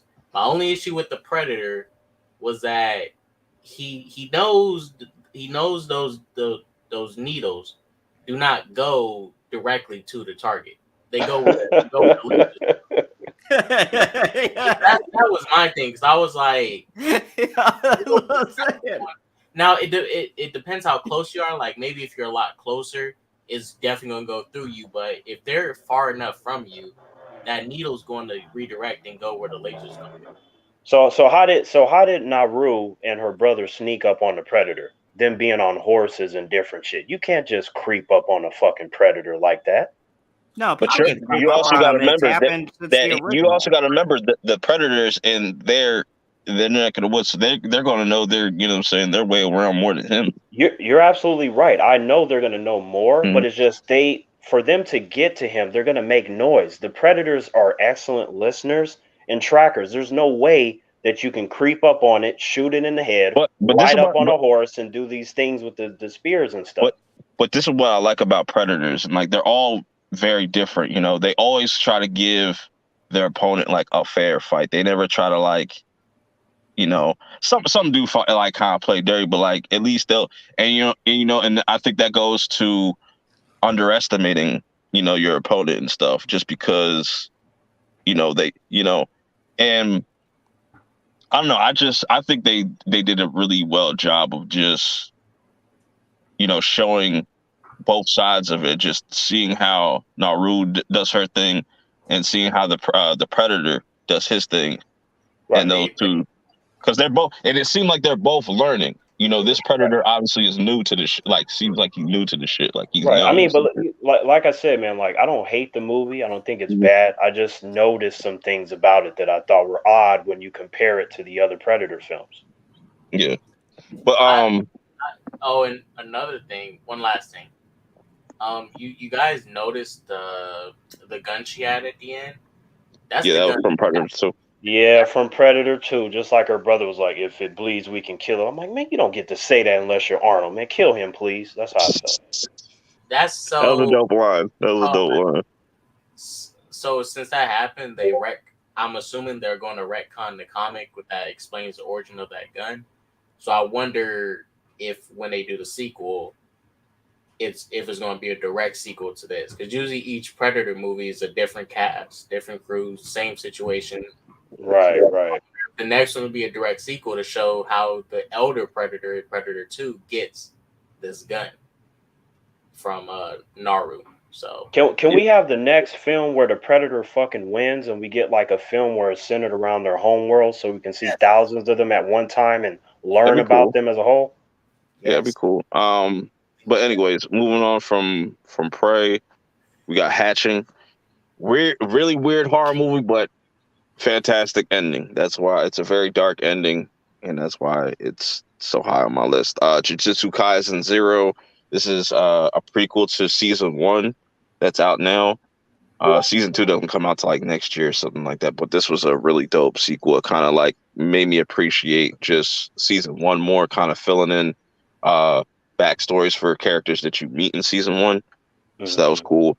Now we got another A24 movie, Marcel with the Shell with the shoes on. This was a fucking dope ass movie. I was looking forward to this. When I saw this was I seen the trailer for this while I was watching. I don't know if it was Everything Everywhere All at Once or it was X, one of those A24 movies. I was just like, what the fuck is this? I was just like, I'm down for it. And this was like a really dope, like wholesome. There goes that word, wholesome again. Like really, like this is what Disney is missing. Like this is the type of movie that Disney should be like coming out with or something like that. It just has that like that vibe to it, but it's just a really great movie. If you get to, I never thought a shell could make me cry. Right. It's that emotional. It's that emotional. It's like that stop motion type of thing, and it's shot like a documentary and stuff like that, and it's just really unique and just the whole design was incredible, man. Crazy. So now let's get to why Scream is so high, because it was in my top 5, but it kind of dropped down to number 6. I like Scream because I appreciate it as a franchise. I like what it does for just slashers. Like, it's just completely so unique compared to the other slashers and just movies in general, where it's just like it kind of breaks the fourth wall. It's very meta and stuff, and it always tries to go with the themes of like what's going on. And I think they did a really good job of that, in this one. I still put like Scream 5 up there, and it has me curious to see what they're going to do with 6 if they go the route that I think they're going. And if they do, that would be a really like dope twist for the overall franchise and stuff. Man, And why they do Dewey like that, man? Like, hey man, he had it coming. It's about time, bro. Like, Bro, Dewey has escaped. Like, he got a fucking knife in his spine and what. I was like, by the way. But it's just that when he got snapped up, I felt like I got stabbed. I was like, he gonna be fine, and then he wasn't. Like, no.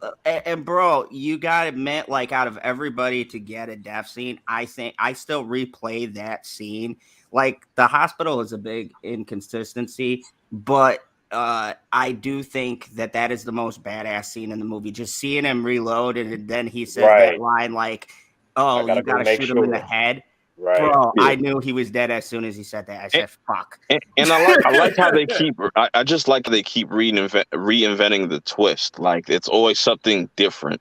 They never try to do like the same thing. Or if they try to do the same thing, they'll like try to like double down or something like that, like with like Scream 2 or some shit. But I like how the the whole daughter thing with Billy and stuff, like that was pretty that's cool. what I'm I like saying. If they do what I think they're gonna do with 6, like it'd be crazy. If they end up like kind of flipping it and she kind of goes the killer route, like that'd be a interesting turn because I never really seen a final. Well, I don't think you can consider her a final girl, but you know, anyways, get into the top 5 so we can get into some topics and stuff. Well, one last thing I wanted to mention. I know you noticed this, but the Ghostface character is immortal, right? Because anybody could put on the mask. That's what makes Yeah. it great.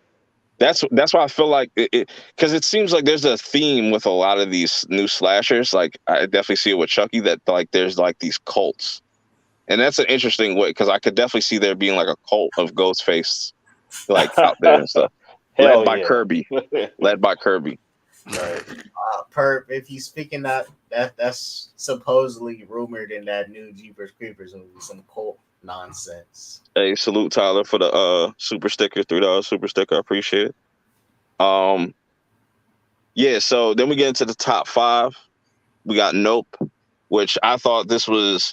Some people, were kind of mixed with this, and I can see why because they think going into this directed by Jordan Peele, now like anything directed by Jordan Peele is automatically gonna like people are gonna think it's supposed to be horror. But when you see the trailer, it's obviously not. But it does have like elements of horror, but it's just more sci-fi. And I think like a sci-fi horror. Yeah, yeah. Yeah, and I like, and that's another movie I really enjoyed the twist, and I just like what they do with just sci-fi. They do something unique with just like kind of aliens and stuff like that, and just the cinematography is just fucking dope. That shit in IMAX is fucking crazy though. Yeah. That shit is wild. So So what's your favorite Jordan Peele movie then? Would you say it's still Get Out or? I still like Us. I don't know why like so many people hate Us, but I really like Us. I love I'm Us. so glad someone in this world you saw me do a fucking hour review on Us, and I 100% agree with that. But Nope was pretty up there, and the commentary was a lot smoother in this one on social. Appreciate getting that $2 super sticker. I appreciate it, Tyler. Like the commentary was more cohesive too. I like the idea of it being aimed towards this thing of when you really look at the themes of the movie, right? Like what people do for fame. That whole thing with Steven Yeun's character, right? He was the tragedy of fame, but yet at the end of the day, he escaped one thing and put himself right back in another. I mean, there's like so many ways. And it brilliantly presented the idea of tokenism as well. And like even the scene with the chimpanzee, that scene with the chimpanzee is easily one of the best scenes in this entire year. Like I don't care what nobody says. Like that shit had so many things to say. Even though if you just look at it, somebody but it's just a chimpanzee killing humans. I'm like, no, there's more to it than that. It's just the idea of like you being a sideshow attraction, humans not acknowledging you as being an equal, and then when you get fed up, then what happens then?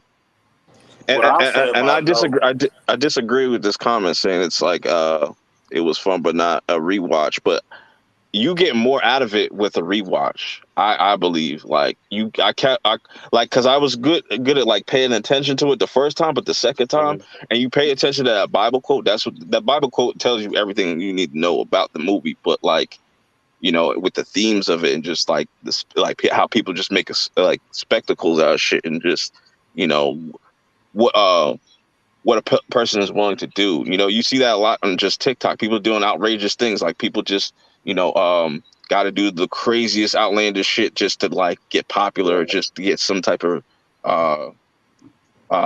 recognition or some shit. But that's why I got Nope at 5. Now real quick on Nope before we move on. The criticism I have for Nope is how the characters interacted with one another. I don't think there were strong character relationships developed between Steven Yeun's character and then the guy in the chair at the Circus City or whatever, Best Buy or whatever, and then Right. then they bring the photographer in at the end, and like all of these characters have big moments towards the end of the film, but Hmm. we don't really understand how their relationship to Kiki's Palmer character or the OJ character. It's like they don't interact with one another. They don't become a team. They don't they don't have that character development. I think the film suffers a bit from that. You know what? I don't completely disagree with that, but I think that the messages that the movie sends kind of, makes up for that in a way. I think the link is the overarching message about consumerism and mediaism and sensationalism, because they aren't really connected when you look at the movie as a whole, but they are connected by the event and what they can get out of it. That's how, because every one of those characters, Black Guru, want that, like the photographer guy, he wants that shot. And he specifically says he didn't give a crap about Keke Palmer or OJ's character, but when they were talking about the creature, he even died to get the perfect shot. It's all linked by the theme and not necessarily the character development. And like I said, even with the tokenism, I mean, look how the dad got killed by a literal fucking token, right? And then, like, one thing that I actually forgot that was taught to me by my grandmother when I was a kid is about the first actor, who was a black guy from Animal Locomotion, And I was just like, oh shit, that's right.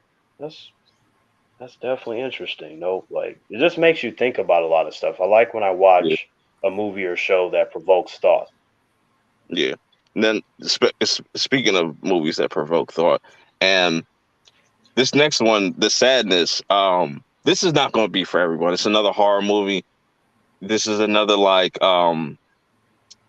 think of if you have ever seen The Crazies, think of The Crazies mixed with like 28 Days Later. It's that vibe, but it's very vile and it's very brutal. But there's a message to it, and it's just if you're like a really hardcore like horror fan, you like gore and shit like that, like you're just gonna really love it. That's why I got it at number 4, because I just think it was really dope and like unique the way that they kind of did that, zombie slash infected type of character types or whatever the fuck. But yeah, the next one, it's another A24 movie, X. Now X Great was movie. this was a fucking great movie. This is a great slasher movie. And it goes to show you that new slashers could be made. We don't have to keep going to Halloween. We don't got to keep going down to fucking Elm Street. We don't have to keep going to Camp Crystal Lake. We don't need to open no boxes. We don't need salt. Like we don't need those movies no more. Like we could still To be make. fair, we haven't been to Camp Crystal Lake in a while. Yeah, it's about time though. We definitely need to. It's about time to get a dope like Friday the 13th movie out. Never, you know what I'm saying. I say that like I will always go watch one of those movies, but I was saying like a new slasher can definitely work, and X shows you that. Just all the themes. If you haven't seen it, I'm not gonna spoil nothing. Just go watch it. And then number 2 and 1. Number 2, we got Everything Everywhere All at Once. That's another movie I'm not gonna spoil. Just go watch it. It's incredible. This is the better version of Multiverse of Madness. I was just gonna ask you that. Humans have told me it's what Doctor Strange 2 should have been. Bro, Absolutely. I saw that with my mother, and I did not see the trailers or anything. And my mom looks, and I don't want to spoil anything either, but that looks, she's like, are they gonna? Oh yeah, they went like it, bro. That shit was wild. That shit was wild. I loved it. It was so like, yeah, like if I compare that to Multiverse of Madness, then it really ain't shit, because that does.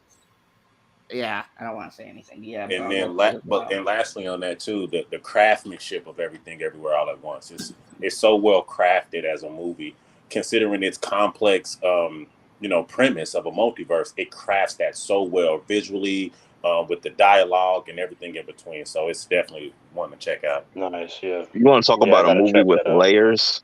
That shit does like it's crazy, bro. It's like I just don't understand how a person made that movie. It's just from just every little like minute little detail and stuff, just the way that everything foreshadows and just the little attention to detail. It's incredible.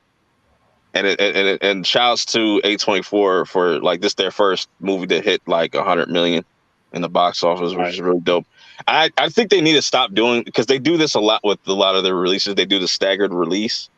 I think Mm. over time, I think they should start putting try to get more their movies that put in more theaters, because they do well. People show out to these movies. Like I haven't been to one A24 movie that people did not show up to, or like the auditorium was damn near packed and shit. Like, you know, That's good. That means they have a great reputation. yeah, yeah.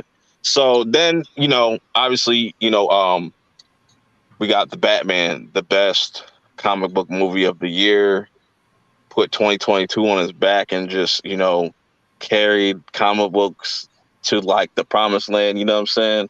Where Yeah. Marvel like kind of Facts. failed, you know what I'm saying? The Yeah. Batman picked it up. Yeah. Facts. Yeah. 100%. You already know most of my thoughts on that, Perp. We had a discussion on it. And you also know that Batman is my favorite superhero, so I'm coming with all the expectations, like when I see anything Batman related. And because I have seen so much in the way of Batman, whether it be comics, animation, the live action movies, the Gotham series, whatever it is, I'm just like, you need to make sure to do something to where the normies aren't going to be like, oh, this is the same thing. No, it's not. Not if you tell a specific story with a specific angle with different interpretations of the Yeah. characters. And this one was focused on his detective skills, right? Because in the other ones, we got little inklings of it.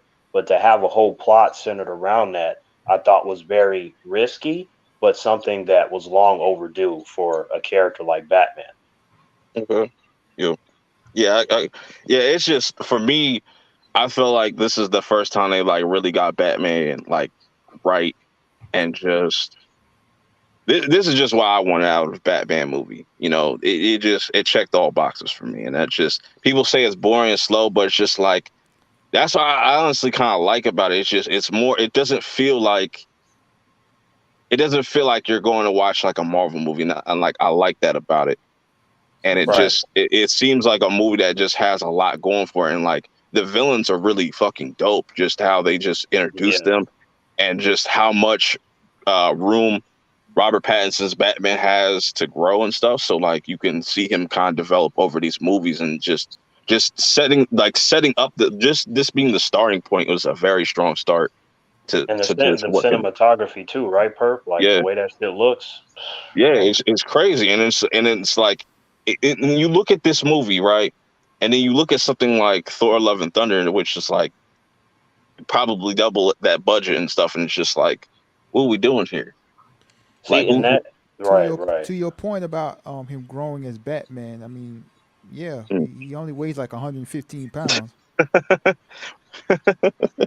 See, yeah, my thing is like, as long as by the next movie he's 210, because that's what Batman is in the comics, it'll be fine. And it's like, because he's 210. just, yeah, he's 210 pounds in the comics.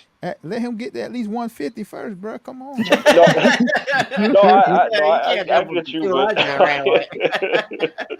but it's just that, at the start of the movie they're like, oh, he's been at a few years. I'm like, okay, they might do a time jump and maybe jump him up. Yeah, you gotta get like, I'll give Affleck credit on one thing. He had the Batman build. Like, holy fuck, dude. Right, Man he was did hitting it. tires. He actually the thing is, like, his build looks like the character in the comics, even though he actually exceeded the weight. Because like a lot of times with these characters, when you like 190 210, like, no, more like 250 260. So when you translate that, you would realistically want the actor to be about 10-30 pounds heavier just to get the actual look. And Ben, he fucking looks like Batman. So Bro, yeah. Dark I mean, Knight Rises, I Lazy Eagle. I'm sorry. Like, I'm a huge fan of Tom Hardy's Bane. I thought it got a lot of shit, and it's an underrated movie that's being more appreciated now. But yeah, bro, Dark Knight Rises wasn't the fucking highlight. That was, for me, like, I was glad they ended it where they did. Zod, watching. Zod, Bane snatched Batman out of the dark. It don't get no more epic than that. I Yeah, mean, he was epic, I would but definitely say the Batman's better than Rises, yo. Most definitely, hands But, down. bro, some of the stunts, like, look, Christopher Nolan is a hell of a director. but let's put all our cards on the table. He is a bit overrated, and there's a lot of shit he does plot wise that does not make sense to the fucking movie. He is not And overrated as a you're gonna director, tell bruh. me that they're gonna do that He is shit overrated. No, he's in not. midair? I mean, come on. All And I I'm like the movie, but I'm just saying, it's Zod, not did you not cheer when Bane picked Batman up and he was like, "Oh, your body," and then he just like snapped his back? Did you not actually? I said Tom Hardy was great. Tom Hardy Tom looked Hardy like was a dope. natural Bane. But it's just like I hate when people go back to those trilogies. Like, yeah, they were great, they were epic. That doesn't mean Time every to move other on. fucking Batman movie has to measure up to those. Yeah, I Time mean, to if move the on. Dark Knight's the best, of course you do, bruh. Nah, Dark Knight's all right. It's okay. It's two. It's number two. I love the Dark Knight and I love the Batman, but it's like if you're gonna measure it up to that, I understand because the Dark Knight is great. Like if somebody That's the says bar, like, bruh. right, Well, then let's go back to fucking '89, and you're telling me the thing that started the whole thing That to don't begin matter, with, bro. Michael That Keaton's don't mean shit. Batman, it is started, The it Dark don't Knight matter, surpassed bruh. the Dark Knight surpassed 89, and I love 89. it did, and I love '89. The Dark Knight definitely surpassed it, like for sure. But yeah, So with that being said, let's talk about this She-Hulk. Will it break the MCU show curse? Find out now. Let's talk about it. What's everybody's thoughts? I want to talk. I want to speak with Guru about this. Like, what is your thoughts? Because we just watched this last night. So, here, he's on mute. I'll go to LB. I loved it. I had fun with it. Like, I wasn't expecting to enjoy the show because the trailers was absolute garbage.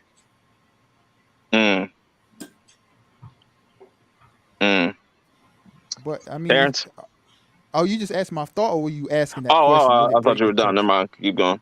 And I was asking, are you asking will it break the curse, or you just asking my thoughts? Yeah, everything, all whatever. Like, Look, what is your thoughts of the first episode so far? Do you think this is like going to be a show that's going to kind of stick with people? I mean, as far as breaking the MCU show curse, like, I have my doubts because how many shows they've done? 5 or 6 now, something like that. it's like what, the 7th one? Every series, I think this is the 5th one.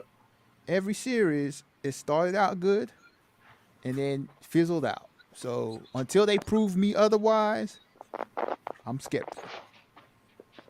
That's fair. Terrance?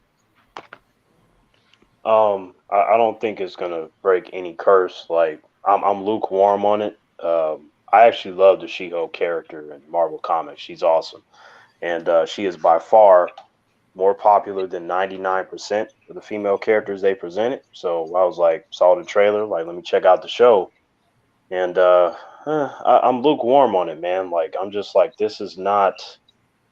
Why did they base it off of the recent She-Hulk comics instead of doing the sensational She-Hulk? Like that's just weird that you would pick the least popular arc to cover. And the Hulk is trash in the show, man. Like just him wearing a tank top, eating Back 'em Cheetos up. and shit. I'm tired of him just doing that stuff. I'm like, get back to how he was in the Incredible Hulk, like fucking shit up, being a threat. Like it's weird to me. And then the show has a kind of humor to it, but obviously this whole, making it seem like She-Hulk is better than him, I wasn't really digging that kind of angle, and just her being dismissive of him and stuff. I'm like, man. I mean, all right. So I wanted to put out my what is it? Warning or something, I guess. My Disclaimer? PSA. Disclaimer. I've watched this episode twice. I watched it before I streamed. I took notes. So any of this slander for anybody here, come correct. Just letting you know. Hey, I got one piece of slander. Go ahead. All right. He's still hang. That's it. All right, a one piece of slander. I like the episode. Just one piece. It is literally just trash. That Hulk's healing factor is literally just like, bruh. Because of her blood, yeah, that was stupid. I That like, was a dumb. That was a lazy origin. That was you a know, lazy origin. no, I have no issue with how she got the abilities. My issue was just the Hulk factor. Like, I understand the MC want to do something different, but first they mess up Hulk's rage and how he gets more powerful, and then they mess up his healing factor and how it's supposed to work. It's like, dang, like what are you doing? That's weird. His healing factor rivals Wolverine. This Okay, shit okay, don't okay, make sense. okay. This is where I keep telling y'all. It's not only MCU fans. It's the same as the Harry Potter fans. It's the same as the Star Wars EU fans. It's like, bruh, the MCU is not Marvel Comics. But they You gotta get established it when their no. own Hold movie on, bruh. war. You gotta move on from these comic books. Like they're not going to use everything from page to page or frame to frame from the comics. I just like how in the Incredible Hulk we saw how amazing his healing factor was, and that just slowly All right. diminished. Well.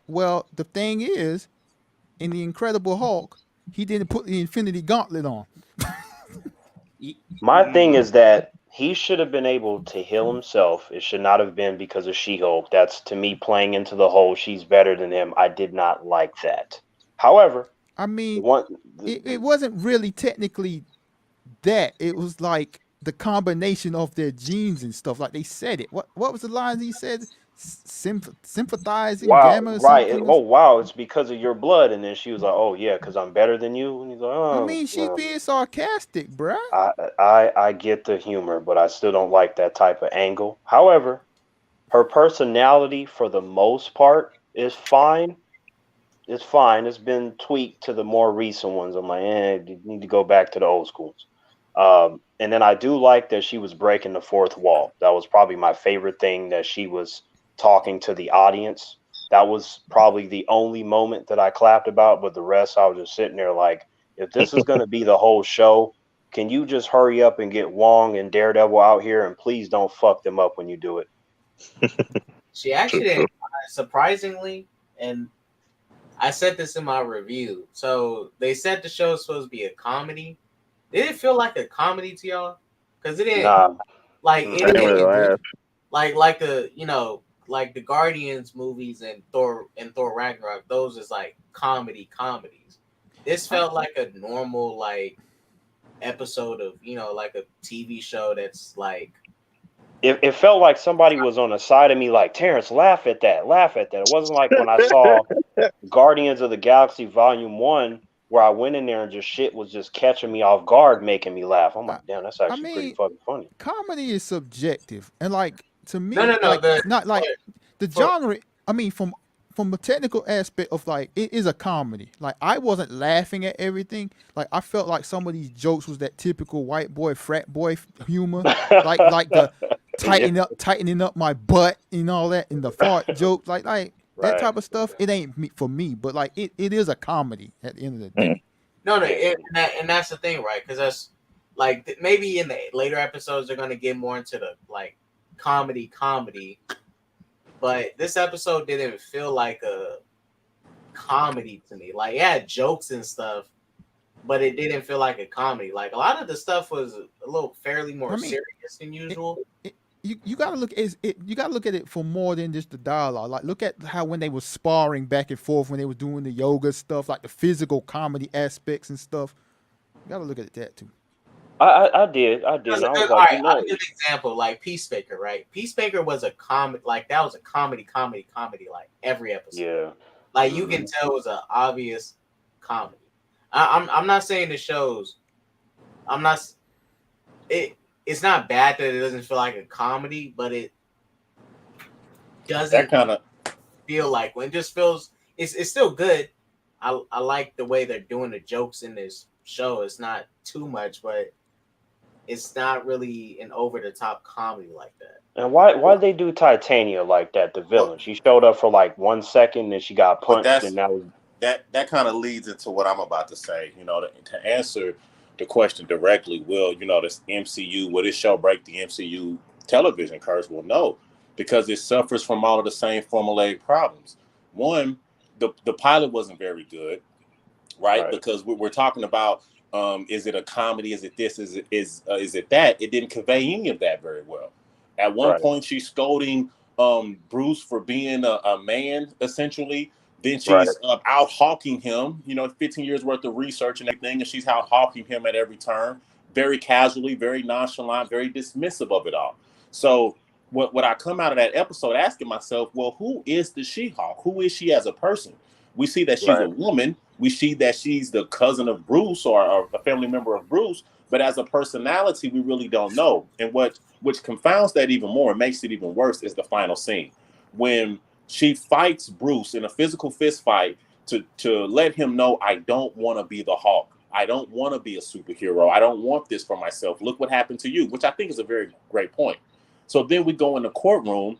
A villain mysteriously shows up, which that needs to be explained, right? And then when the moment of truth comes to where she needs to decide whether to be a superhero or not, she just easily, casually decides to be one. Well, that fucks up the rest of the show we just watched. She just spent. Well, and to that point, she was like put in that position that Bruce was telling her the entire time. So like Bruce was proven to be right about the situation. Like she had to make a choice. Was she just going to stand there and do nothing? Right. But this is what I'm saying, LB.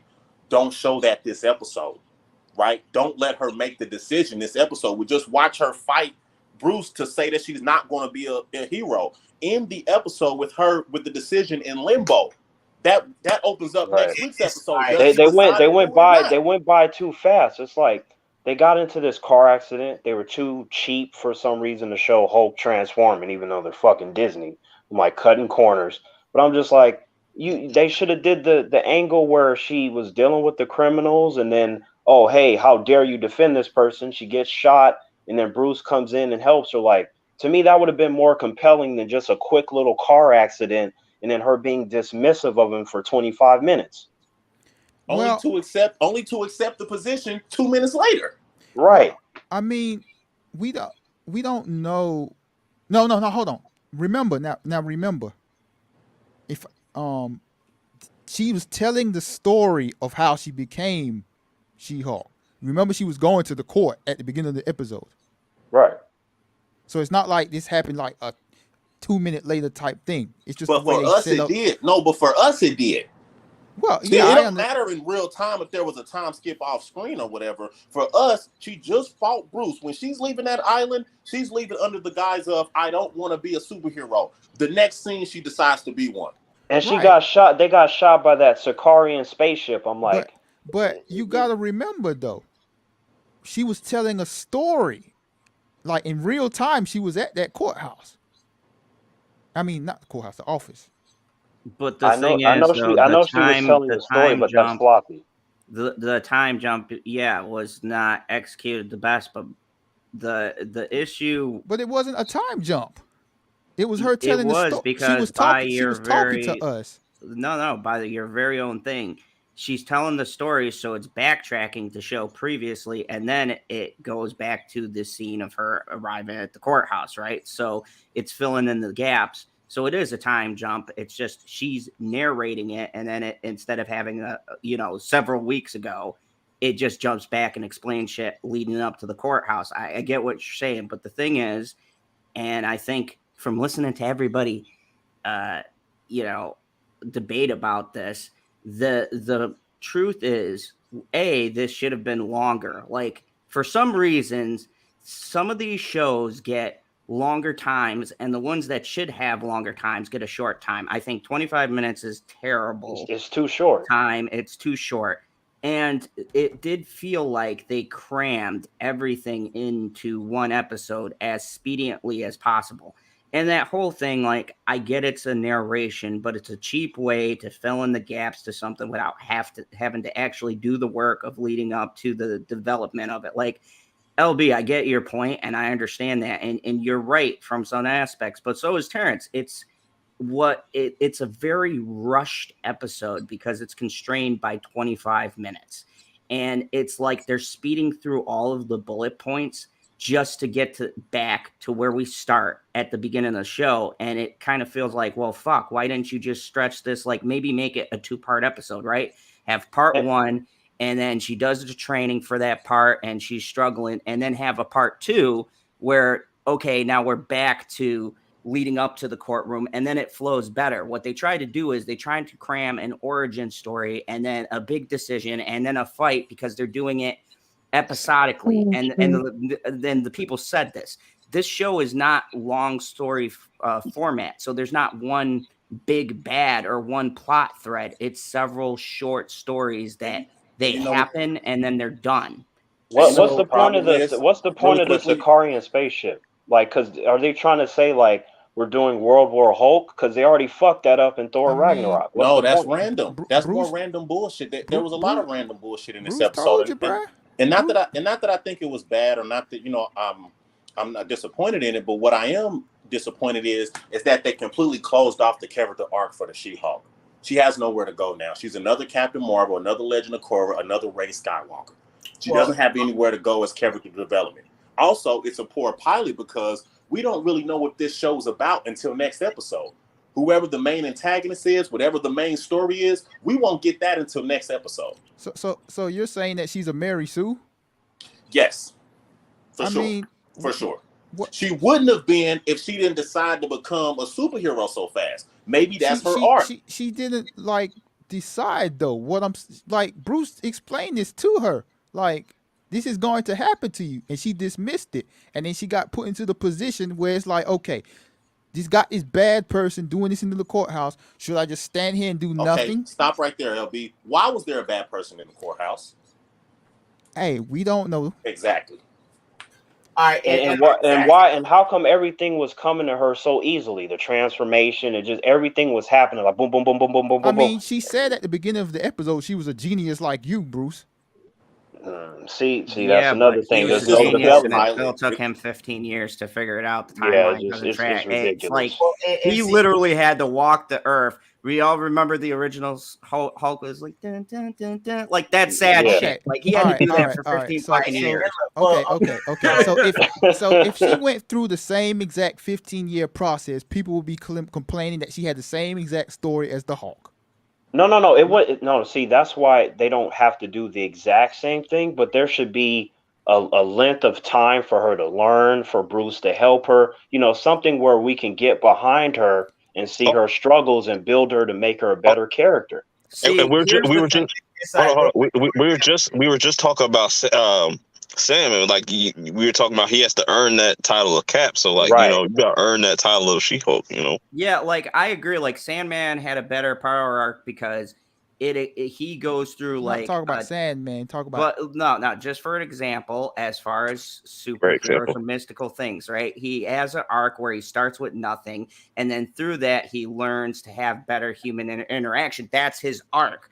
With her, they crush everything down so much, and I think that's the problem with probably what most people are trying to convey on the panel is that the time it feels like maybe there is an arc, but it's all rushed for the sake of ending that singular episode. So you don't get the reward of seeing the big payoff, the big arc. Now, her arc could be, because gathering what I gathered from the first episode is she's still kind of cocky and snide and a bit rude, but I like the actress because she's a good actress. Yeah, like But, I don't have an issue with the actress. I have an n- issue with the writing. I think that her arc could be her learning to be humble or whatnot throughout the season, because she still didn't kick none of that. She just decided to I think be I humble. also think that like Disney should have put out like 2 episodes just so like we can get this episode like to get like her little origin, and then we get like the episode that we like. All right, this is what the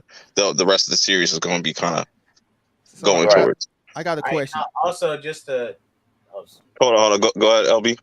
Does anyone here on the panel personally know an attorney? Like, interacts with them on a regular basis? I try not to. Interact with them, no, but I do have some No. in my family. I'm saying, like interact with them on like a friendship level, family, like you talk to them a lot. No, not to Okay. that extent. I do, and attorneys think they know everything, and when you try to correct them on stuff, they get combative because they're attorneys. They think they know everything. So That's So are we true. so Yeah. saying that the arc is for her to be humble? Because that again makes her another I Captain mean, Marvel, Ray I don't Skywalker type I character. I don't know. We've only seen one episode, so we don't know where it's going to go. But And that's I don't see her as a Mary Sue because it's not like she got the blood transfusion. She became She-Hulk, and then she went on her own. Like, okay, I don't need to know nothing. I don't need to try to do anything. Whatever. that's Mary Sue. She's fully real. She's a fully realized She-Hulk right now. She's Yeah, fully realized. I she mean, skipped over what? 2 decades of comics Okay, in one episode. what's wrong with that? Because what's wrong with it is It because now robs the the show of character has nowhere to compellingness. go. We see it. We've seen it I with Captain mean, Marvel, Ray, I Legend of mean, Korra. Once these characters come on We've and heard. the early going is fully realized, it's hard to antagonize them but it's because they not. It's. already know everything. They already can do everything. I mean, and I'll say it again. At the end of the episode, it proved that she was wrong and Bruce was right. So she's not comparable to Captain Marvel or Ray. She's very Like, comparable. we She haven't. hawks Okay, up, like I whoops the said though. girl's ass who Hold, comes out of nowhere, then puts the heels back on like oh yeah, and now I'm ready for my closing arguments.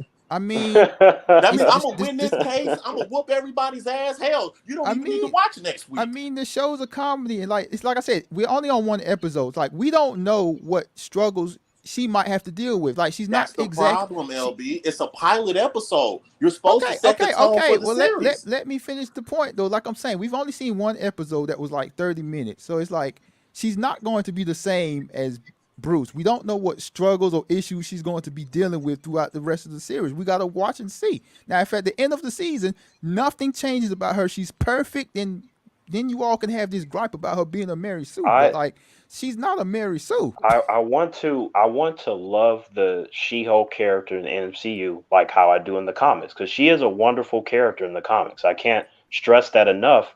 And I feel like if you were to do 50% of that, you would have a great female character, but instead we have the whole why the fuck do I care based upon this pilot episode. That's a good point.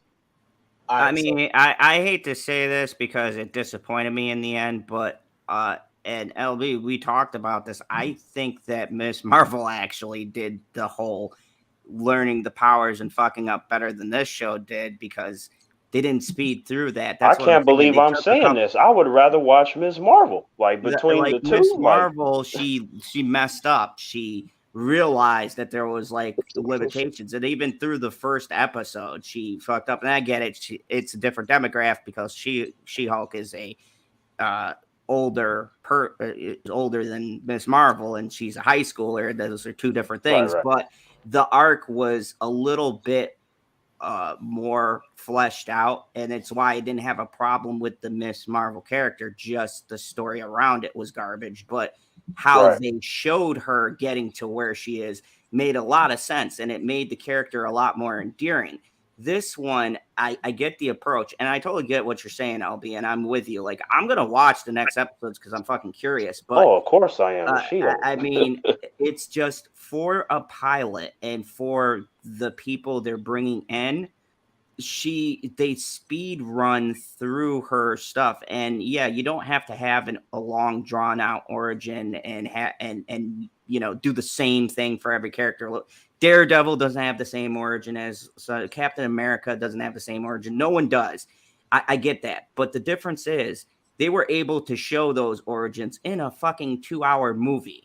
And this is a 6-episode show. There's no reason to rush, and it feels I think it's 9. That's what makes it worse. It feels like they went through it at a breakneck speed, and we can only sit here and hypothesize on things rather than have definitive answers. And when you watch the first episode of something, you should have a general understanding of what the fuck the show's about, and I don't. You have we got zero coming out of the and please do not alienate the gender. Don't alienate men.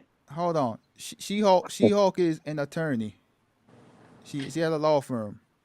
She's not a superhero. What's hard to understand about that? What you mean she's not a superhero? I said she's a superhero. Like, she's an attorney. She's a superhero. She turned into one. I mean, what's hard to understand? Here's the problem. We knew that in the trailer, But we watched 30 more minutes of television on this topic, and we still know nothing else. We still know what we knew at the trailer. I think there's a lot. I mean, put it it's this a way. bad pilot, but that's really all This I'm what saying. I mean, if y'all notice, I haven't made a comment. If y'all know, I haven't made a comment about her gender. I'm not saying nothing about her being a woman, a female. I'm just saying fundamentally, some of this stuff is not where it needs to be. I'm not even making a gender point at all. Mary Sue. I think they need to stop with the hating on the men kind of stuff, because now I have to beg my friends to come back for episode 2. They're like, Terrance, so Terrance, let me. So you saying she's hating on like this? She does blatantly make a comment. Okay. This is a show with a female lead. This show is clearly catering to females. Like, why is it a problem if she mentions something about what men does? But the problem is that She-Hulk, the reason why she became popular in the comics is because... I'm not talking about the comics, Terrence. I'm talking about the show, bro. I'm leading to this point. I'm saying don't that matter. the demographic is for men. Hold on. So when you adapt that, you don't alienate a gender. The comic don't matter. We're talking strictly about the TV series. And the problem with the TV series is that she's dismissive of men, just like that dude that was there. That was a lawyer. Get your ass out. You're not a woman. Okay. Okay. Oh, hold on now. Hold on. The lawyer, that male lawyer, is dismissive of her.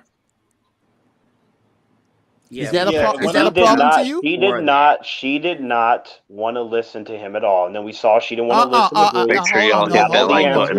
Hold on, bruh. Hold on.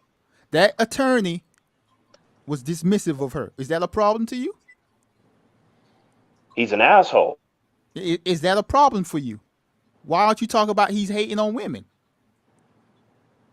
Well, I think he gets phone like that. Yeah, see, but this is my problem here too with that. I think some of the criticisms of this show can be shielded off by, it's for women and the gender debate and things like that. But for me, what I watched were some fundamental issues going back to that whole Marvel television curse. Like the way they're presenting and introducing some of these characters is completely flawed. Like woman or no woman, however it goes. And the other problem with this particular character is that her personality is just, I am woman, hear me roar. And it's like what about you individually? Like, you're a lawyer, that's great. What made you want to become a lawyer? She didn't sit and talk to Bruce about what drives her as a lawyer or anything like that. She just told Bruce how she can handle anger better because she's essentially a woman. Right. She didn't. She didn't say that either. She didn't say that. No, she didn't. That's why I said essentially. She didn't say that specifically. She broke down the situation. I mean, Bruce brought up the anger to her, so she explained it. All right, but she's talking to Bruce Banner about anger. They took away a lot of the character's charm. That's all I'm saying, man. How can you sit there and tell Bruce Banner, I can handle my anger infinitely better than you? It's like, woman, don't you know I got the Hulk inside of me? I mean, it's the same way as him saying. You could look at it from her point of view. Like, how can you sit here and tell me about anger and stuff like that when I have to deal with what she explained? Because he's the Hulk. He's the world's most aficionado on the Hulk. That's why he can say it. LB, and real quick, this is the thing about it, right? I totally understand why she can handle anger in her own way. I totally understand it. But when they're trying to compare it to what Bruce had to deal with, I mean, he has to deal with another person inside of his head that's trying to fight for his own body. They're fighting constantly on who's going to control his body. And if Bruce does not keep this other person in check, he rampages through a town, which causes Bruce to have to hide and, sleep in the house. His father killed his mother. Yeah, but you're right about that. But like, this is what I'm trying to say here is like, okay, you just can't dismiss her point of view of anger because you know what the Hulk goes through. Like, right. In LB, I agree. The only thing to me is that whatever struggle she's going to have to deal with is not going to equal what Bruce has to deal with at all. Right? I mean, that's our opinion. Like, you feel me? Like, I agree she's going to go through some struggles, right? But nothing on the level of Bruce, because one, she knows how to. She mastered the transformation. She doesn't have another personality fighting with her. I think at most these struggles I think Hold she on. deal with. One second, Dot. Terrance, I don't know. If you cut out again, just try to restart your phone. See if that fixes it. It's like doing some weird shit. It was like your phone is overheating. And I was like, what the fuck? But yeah. Oh, StreamYard Is starts your over. phone plugged in, You bro? put some antifreeze in there. Put some fucking No, I water. took it. I took that shit off like 20 minutes ago, but Oh, it was okay. like this conversation is so amazing that I guess my phone is overheating and shit. Hey, put some ice Nah, on it, bro. Yeah, this For I me, think ours too big. My LB. use your phone and shit. why I got this point on top of I want to say this. When she sits there and looks Bruce Banner in his face and say, I can handle my anger infinitely, better than you can. That's very disrespectful to Bruce Banner, who's just trying to help her control what she's doing. Like she has a different disposition. I get that. She doesn't have the same struggles as Bruce. I get that. But to look him in the face and say, I can handle my anger infinitely better than you is very disrespectful to Bruce Banner. And I say that to say this. The way that scene was written is supposed to be basically a woman talking to a man and not the She-Hulk talking to Bruce Banner. That's all I'm saying. But I mean, I just look at it from how can you tell me how I can control my anger? Like that's how I look at it. That's how I see it. Like I don't see it as she's talking in a man hating way like a lot of people are saying. Well, and LB, look, I look at it as that way too. It's just how she says it and how the show's trying to apply it. They're not It could be on purpose. They're not giving off what me and LB thinking, like how I looked at the scene. Because this thing, right? She-Hulk is just she may not be stronger than Bruce, but she's a more perfect version of the Hulk. Like she can transform at ease. She doesn't fight with another personality. I'm not saying she's an automatic Mary Sue character. She's just a more perfect version of what Bruce would want the Hulk to be, if he had She-Hulk's version of the powers. And there's not much struggle she can deal with like Bruce, because the only struggle I can think she can deal with is people are going to look at her. She's going to put a target on her back, and she's going to probably let some fame go to her head with these abilities. And Only she to has be humbled. So yeah, I think that's the only thing you can do with her character. Like you need to humble her, because this stuff is going to go to her head. People want to see her, and when Bruce is bringing up stuff like if you act out, people are going to hate you because you're a Hulk. I don't even think that can work, because Bruce is dabbing with little kids and stuff. They like the Hulk. So I'm like, you can't. Nobody ain't finna be running from the Hulks now. They gonna be like, hey, can you dab with us? Take a selfie. What I really want to know though is like, why the Hulk got a whole island, but no, like Sam can't just get alone, bro. Like that's crazy. He chose the wrong team. Team Tony pays a lot more than Team Cap. Yeah, that shows you about Tony though. He's got to pay for his friends. He's got to pay for friendship. I mean, exactly. Captain America. We know the answer to that, bro. I mean, that don't even need to be discussed, bro. Hey, and look, LB, you bring up. Look, LB's right. He doesn't fix War Machine legs, and he doesn't give Sam a loan, bro. Yeah. That's his boy too. Like he gave us some battle ass legs. Tony, you built a fucking machine. You can't make brand new legs. I bet if Tony saw the Hulk get his ass whooped, he would have thought he had second thoughts about getting that motherfucking island. Like I should have gave her the island. Yeah. Right. Because man, the Hulk's never been the same ever since like Thanos really beat the shit out of him. Like the Hulk has just never been the same. He just turned into a Hulk cuck, man. Hey, it's crazy. I might have a video. Tony Stark is racist. He might be. Yeah, hey, here's the thing. I've been fucking saying that, but somebody, PB, we've had this battle like forever. But fucking Captain America is the man, and everybody fucking jumps on Tony, fucking bandwagon, and that's all fucking brought and paid for. Cap earned respect from people by serving in fucking World War II, while fucking Tony Stark was sitting there like buying people jets and shit and islands. I'm just saying.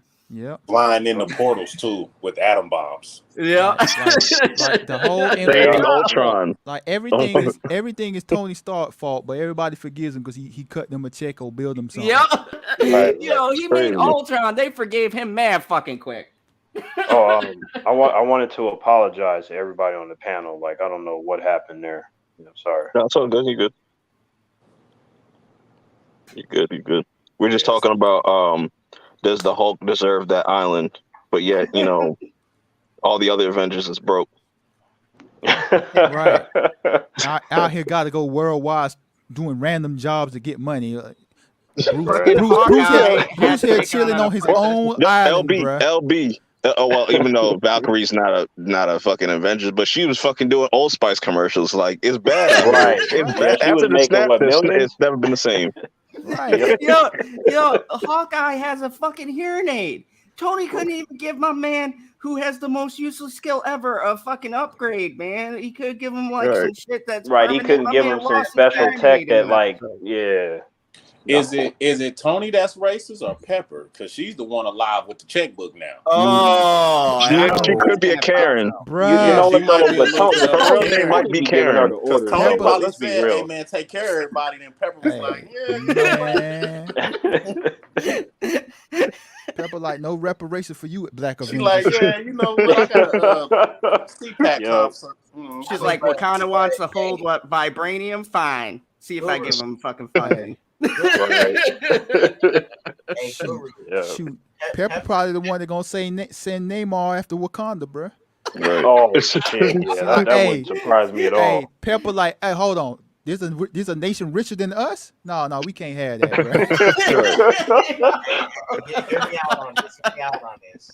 The real villain. Pepper is the real villain of all the phases combined. Hey. I'm not ready to see gentrified Wakanda in this next one. Bro, you gonna see hey, that's why they had whatchamacallit in Black Panther 1 trying to infiltrate so they could gentrify on Wakanda. Colonize it. Right. Hey, make a theme park. Now I'm thinking about it. Watch how Pepper end up being the big bad of the multiverse saga. Holy shit! She gonna be the villain of Secret Wars instead of the Beyonder. Pepper gonna snatch everybody up. Man, that'd be crazy. If that was Doctor Doom the whole time, that'd be weird. But ever since Iron Man 1, think about it. She was working under Tony. Next movie, she's already swapping tongue with Tony. Third movie, Tony gives her makes her CEO. Think about how she's stepping up so quickly in the company. And then when Tony Stark dies, she gets all his assets. Right. She's been plotting since day one on Tony Stark's downfall. That'd be crazy. That would be a twist. That'd be a crazy plot twist. She been helping Doctor Doom come up. That's where she been all this time. Oh, and she got a baby by him too. She made sure to get that baby, secure it. I bet you Tony didn't sign no prenup. Hey, she the one that called Galactus to Earth. That's what's gonna happen. Like, man. That's another thing that needs to be addressed in Phase 5. Like, is anybody going to address the hand that's sticking out of the Earth, like the elephant in the room? Big ass celestial hand. I mean, normally Nick Fury would be all over that, but he up in space. Don't you think that? I feel like that should be addressed with like the whole Namor shit. Like that had to disrupt something over there, or just fuck somebody's like house up. You know what? But he's not from Atlantis, though. They said. I don't know. Hold on, bro. I got a theory. Since She-Hulk is a Mary Sue. When she did her clapping thing, that's probably what woke Namor and them up, bro. That's gonna be the plot of episode 5. I'm calling it now. Yep. Final thoughts on She-Hulk. I think what I'm looking for, I want to see how they're going to do Daredevil, because that's going to be very telling about this Daredevil series and probably the direction they're going to go with his character. Or maybe it might be just like where you see Daredevil pop up in certain things, it'll be more lighthearted. But when he's in his own shit, it's going to be it should be TV at best. I got a prediction.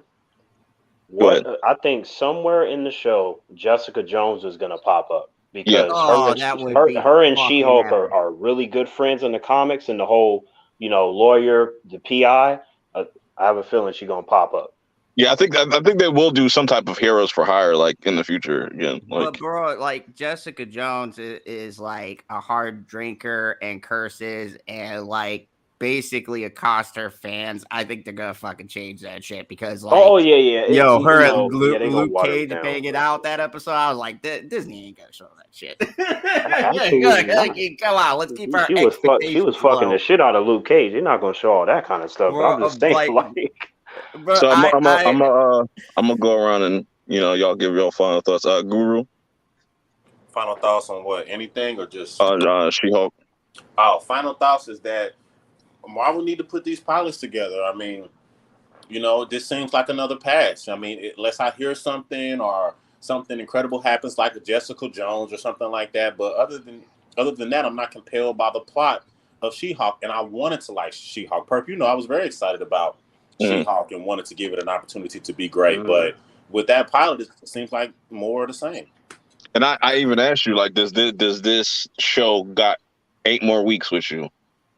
Yeah, absolutely not. Unless I hear something or something happens and I'll go back and watch. But as of right now, I can't see it. I mean, I just got through watching Sandman. Like, that's quality fucking shit right there. I don't know what She-Hulk is at this point. Critically acclaimed DC stuff from the 90s, man. Yeah. LB, your final thoughts, what you want for the series? This got 8 more weeks with y'all, with you? Yeah, I'm gonna watch it. Okay. I don't have any expectations because, like I said, I thought the trailers were trash. Everything I saw before the first episode was trash. So I'm just going to see how it go. I enjoyed the first episode. That's fair. I'm not anti-woman like the rest of y'all. I love She-Hulk. But I want to say that though, and I know that was just a joke, but it's like I hate when that happens. Like they put these shows out, and it's like if you don't like them, then you anti-woman. It's like, nah, that was a bad pilot. Period.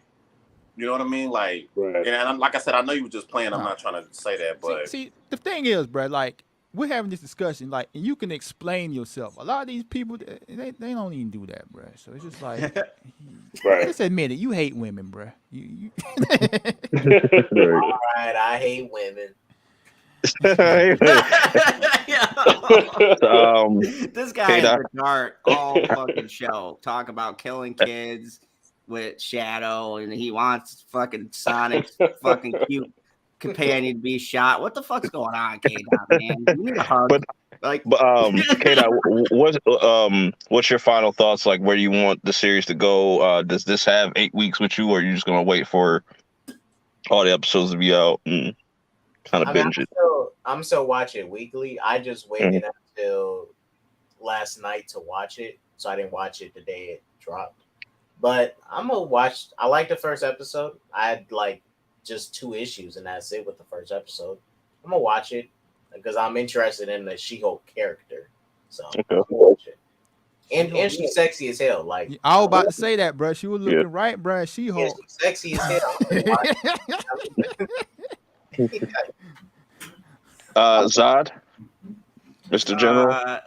Like I got more important shit to watch. Like I'm done. I almost walked out of Thor: Love and Thunder, and despite LB's very negative perception on most males, I'm not looking at it from the female. I'm actually coming at it, and we've talked about this, LB, the fucking humor. I can't take the fucking humor. It's too, like, they're leaning too hard into that fucking shitty basic jokes and shit just to get a cheap fucking laugh, and I hate it. The humor annoys me more than it's that fucking character development or anything. It's like when moments should be serious, they don't make them serious. And I know this is a comedy show, but if they're leaning into more of that shitty humor, I don't want to be pulling my fucking hair out every time they tell a joke because, you know, like you guys were saying, it feels like Terrance put it the best. It feels like there's someone tapping me on the shoulder going, huh, we made a fart joke, huh? See, laugh. This is the part where you laugh. Like, I don't like that. Comedy should be organic. It should be natural. I should laugh because it's like situational. And I know it's preference and it's whether or not you have the taste for that, but I don't like MCU humor. I never have. I've gotten more steadily annoyed as it's creeped into this phase. And since fucking Thor Love and Thunder, they turned it up to an 11. And I want to know who's fucking sending Marvel cards going, you know that humor you had? It was the fucking bee's knees. Put it in every goddamn thing. That's what ruined fucking Moon Knight.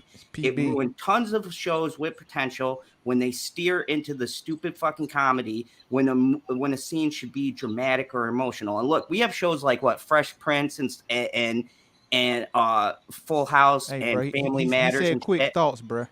But I'm sorry, I've been meaning to go on this tirade for a while. But anyways, to keep it short, it's just the humor is I can't stand it, and I think that they need to scale it back and let scenes breathe and have a moment. So I'm gonna be watching fucking Evil because that's a good show and catching up on that. I'll watch your guys' reviews and see if it gets any better. Cobra Kai's coming up is right around the corner. I've been avoiding. I mean, come on, Cobra Kai. I got to rewatch every season of that again. Right. I know PB's dead. Go ahead, Terrance. I drop next week. Hey, you know, it's like I said, man. Like, I'm actually a huge fan of She-Hulk in the comics. Like, I was looking forward to seeing what they would do with her in the MCU. And after having seen the first episode, man, like I don't give a shit. Like I'm watching by default because I'm a fan of Marvel, but I just don't see anything in here that I should be looking forward to. They try to get me with Daredevil popping up with his second classic costume, the whole yellow and red. They're going to try to get me, and maybe that'll be something, and maybe Jessica Jones can balance out the silliness that's in She-Hulk, but I don't know, man. I want to be excited, but I'm not. I saw some like a fluff piece of a show. It's a fucking fluff piece. Terrance, you'll get excited when you see She-Hulk in that dress. Oh yeah, she be looking good. Like, you know, I definitely got a lot of, you know, I have some late night stories that I could tell you. Bruh, come on. No. Yeah, we not gonna do that. No. But in all seriousness, though, I'm gonna keep watching because maybe, for all I know, maybe by the 4th episode, I might be like, damn, like they really done turned it around. But as for now, man, I just by default, like I said, I'm watching. All right. Shouts to Lazy Eagles 215. I just noticed his avatar too, because like I'm looking at this phone. He got a whole Eagles tattoo. Is that an Eagles tattoo that I'm seeing? That's pretty bold, sir. That's pretty bold, sir. You know, but I appreciate you. I appreciate you. Like, you know, I appreciate everybody in the chat. Just, you know, talking amongst yourselves, putting things in the chat, just sticking with me for the 2.5 hours. We are about to close things up. I did want to kind of talk about other things, but I'll say that for another time. One more thing, Purp, about the show. Like, I'm not making any excuses for these shows because like I got problems with every single series and I don't like every single series. But like I feel like a lot of people are expecting far too much of Marvel. Like they think the Marvel writing is like The Sopranos or The Wire. Like we gotta remember, these are Disney shows at the end of the day. So it's like I think some people just need to lower their expectations for some of these things. Like, I'm not gonna say like these are perfect and you can't call things out, but like I see some people like complaining about some of like the writings. Like, bro, Marvel ain't never had great writing. Like, let's just stop it. They did too. That's Doctor Strange and the original Ant-Man and what Captain you know America. the Infinity Saga. Winter Soldier, they did have great writing. Nah, bro. Winter Soldier. Okay, but look how many shows they've done though, right? Let's see. I'm talking about a writing perspective. Like, okay, you're watching something like The Godfather Part 1 and 2, and like, right. All of these shows are like on the same level writing wise. Right. But look But how I many think with shows all they've the dope, had. but I would say that, but with all this dope content, like we brought it up like earlier, like Sandman is a fantastic like comic book adaptation or something. You Right. know what I'm saying? But you gotta And remember, bruh, these are Disney shows. yeah, That's that's but always going to that be the shouldn't be drawback. an That's always going to be excuse. their crush. But, but Perp, isn't this like the seventh show, right? WandaVision, The Falcon and Winter Soldier, Loki, What If, Hawkeye, Moon Knight, and She-Hulk. But they And I haven't would improved actually that say much though. What If and WandaVision were the two best shows that they've done. What if? Man, go to bed, bruh. Go to bed. No, I I like like What the If. format. I like how it came together. Go to bed, bruh.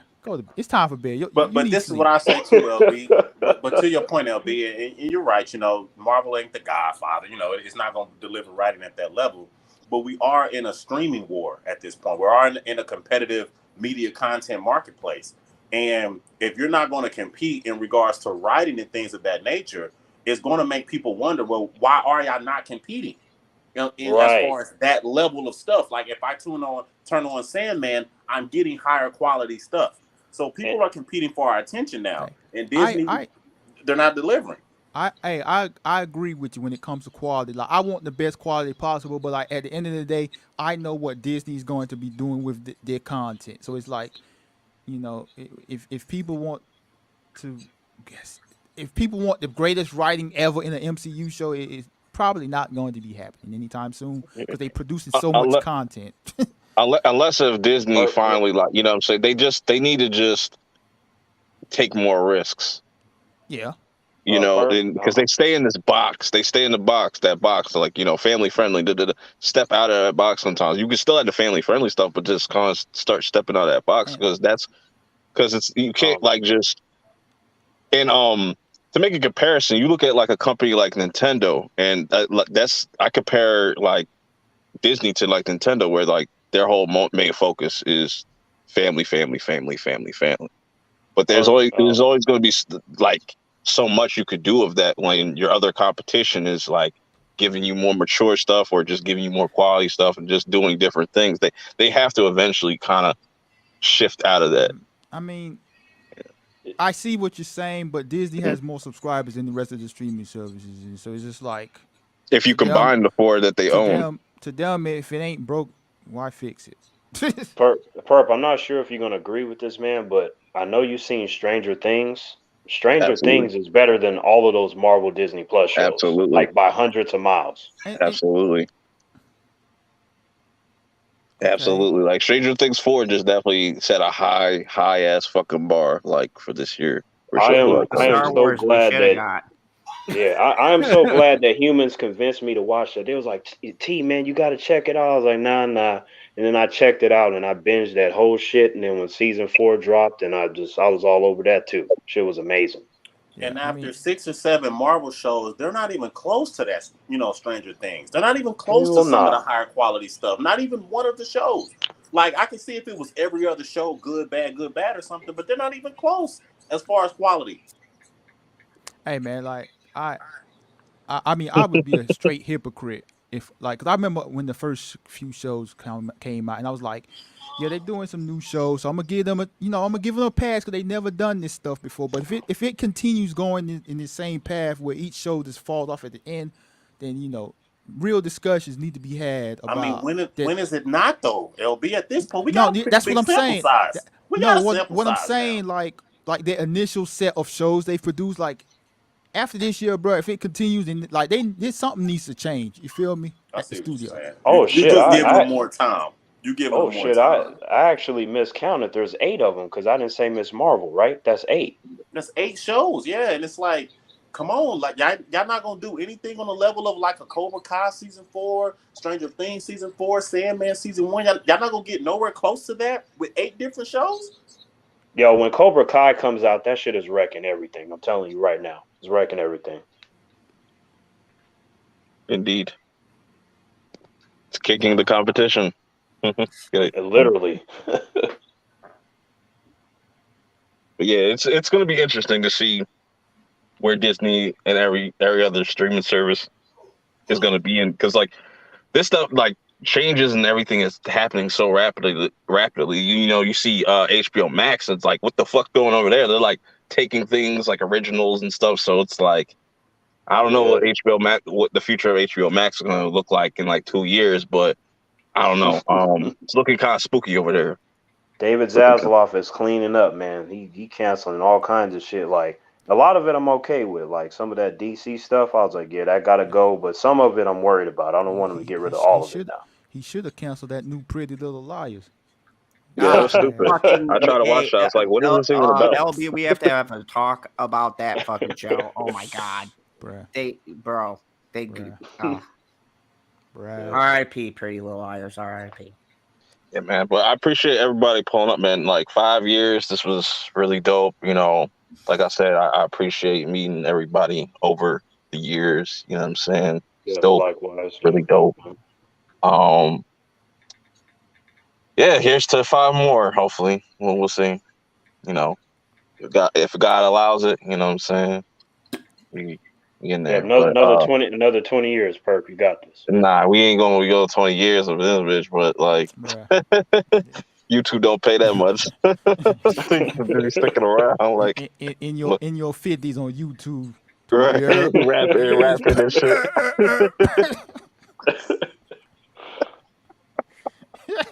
Yeah, but you don't think that might be compelling though in your 50s? I heard that, bro. I heard that.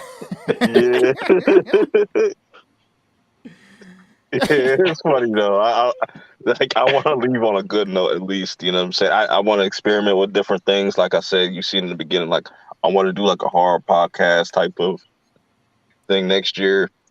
Still kind of try to put that together. Once I figure out how I want to put it out, that's, you know what I'm saying, because I already got it like laid out. Like I sat there and just like, oh, I'm gonna plan out, like I got like towards like I'm like working on like season 3 stuff, like just ideas for that already. So damn, here we go again, Perp. Man, there's another one. What about that I Am Groot shit? Didn't that just come out? I didn't watch that.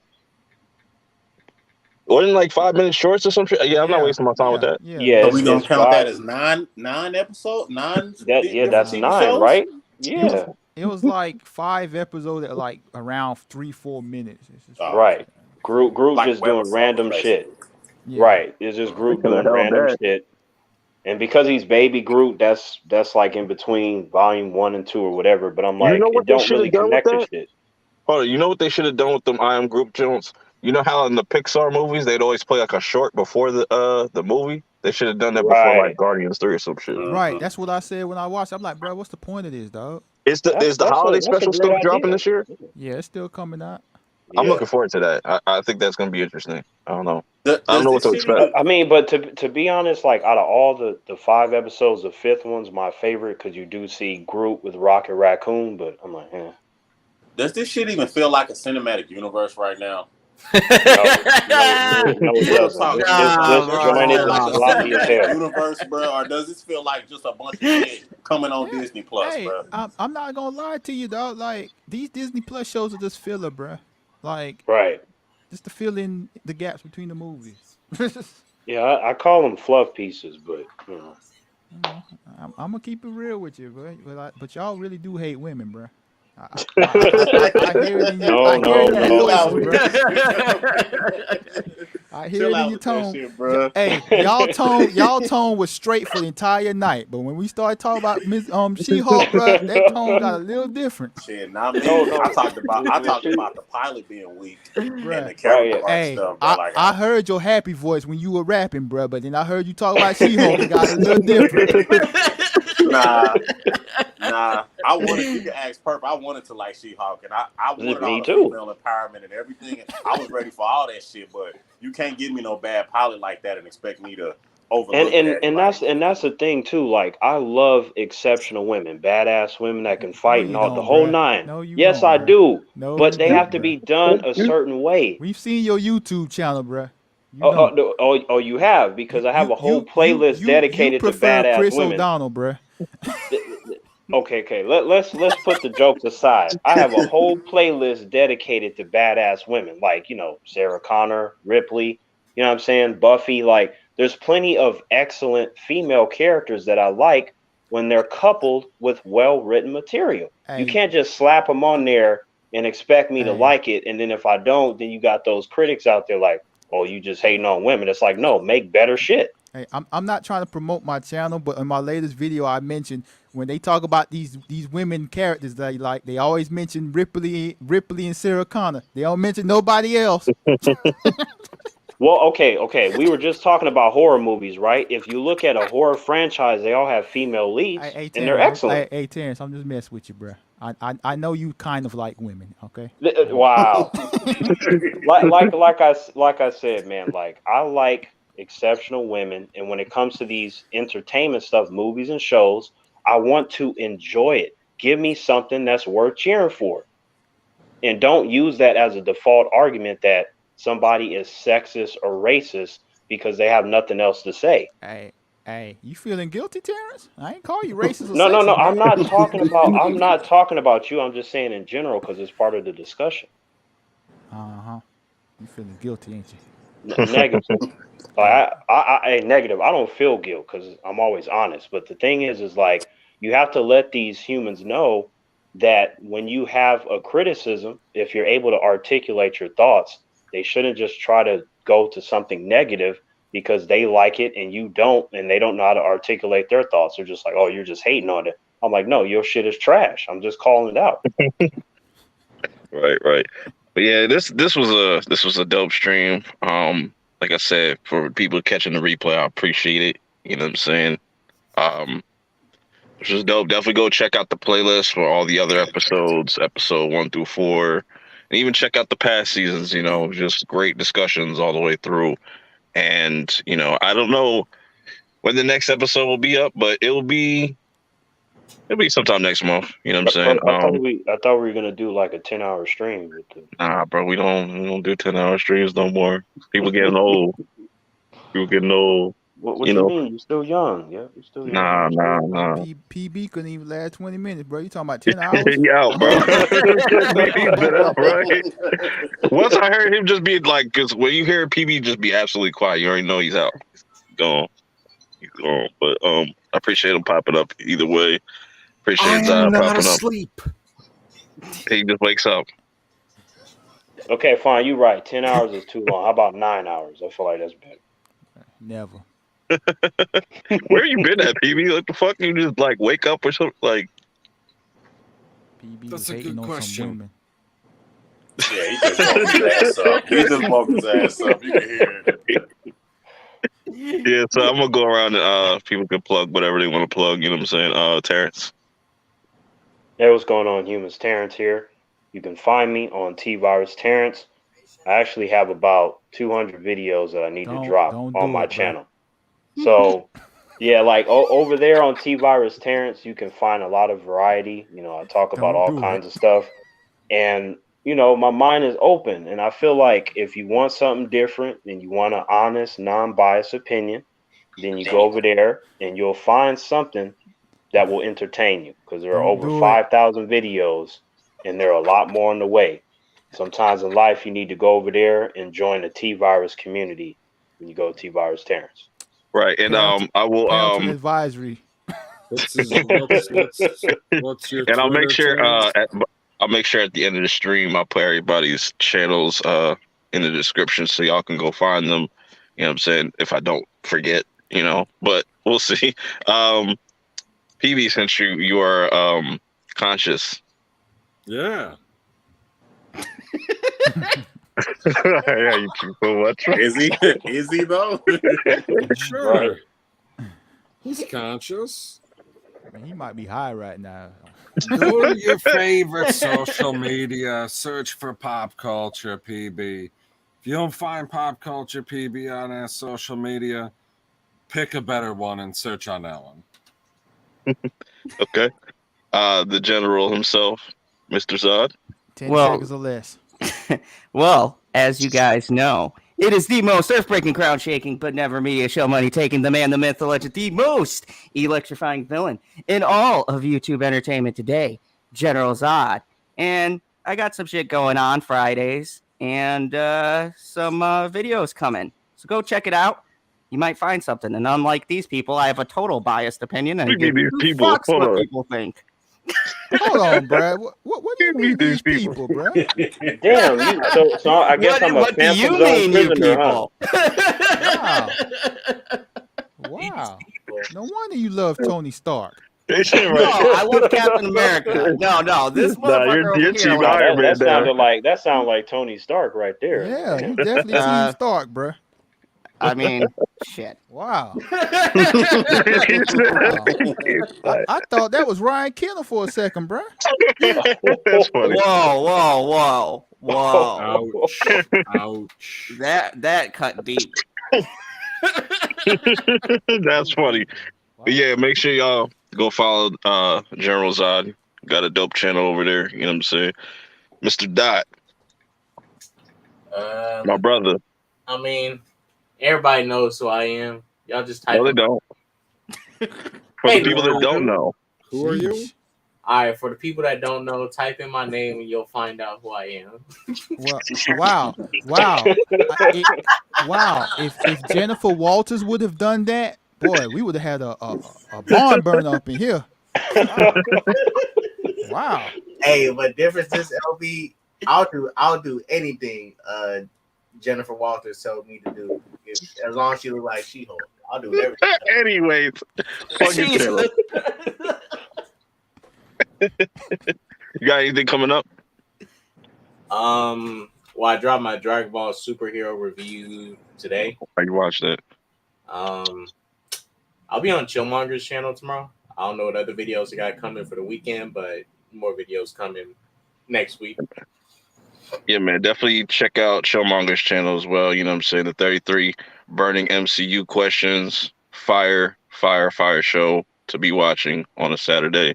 You know, after you watch this stream, if you know what I'm saying, then go watch the 33. You know what I'm saying? Give you something to do on Saturday. LB.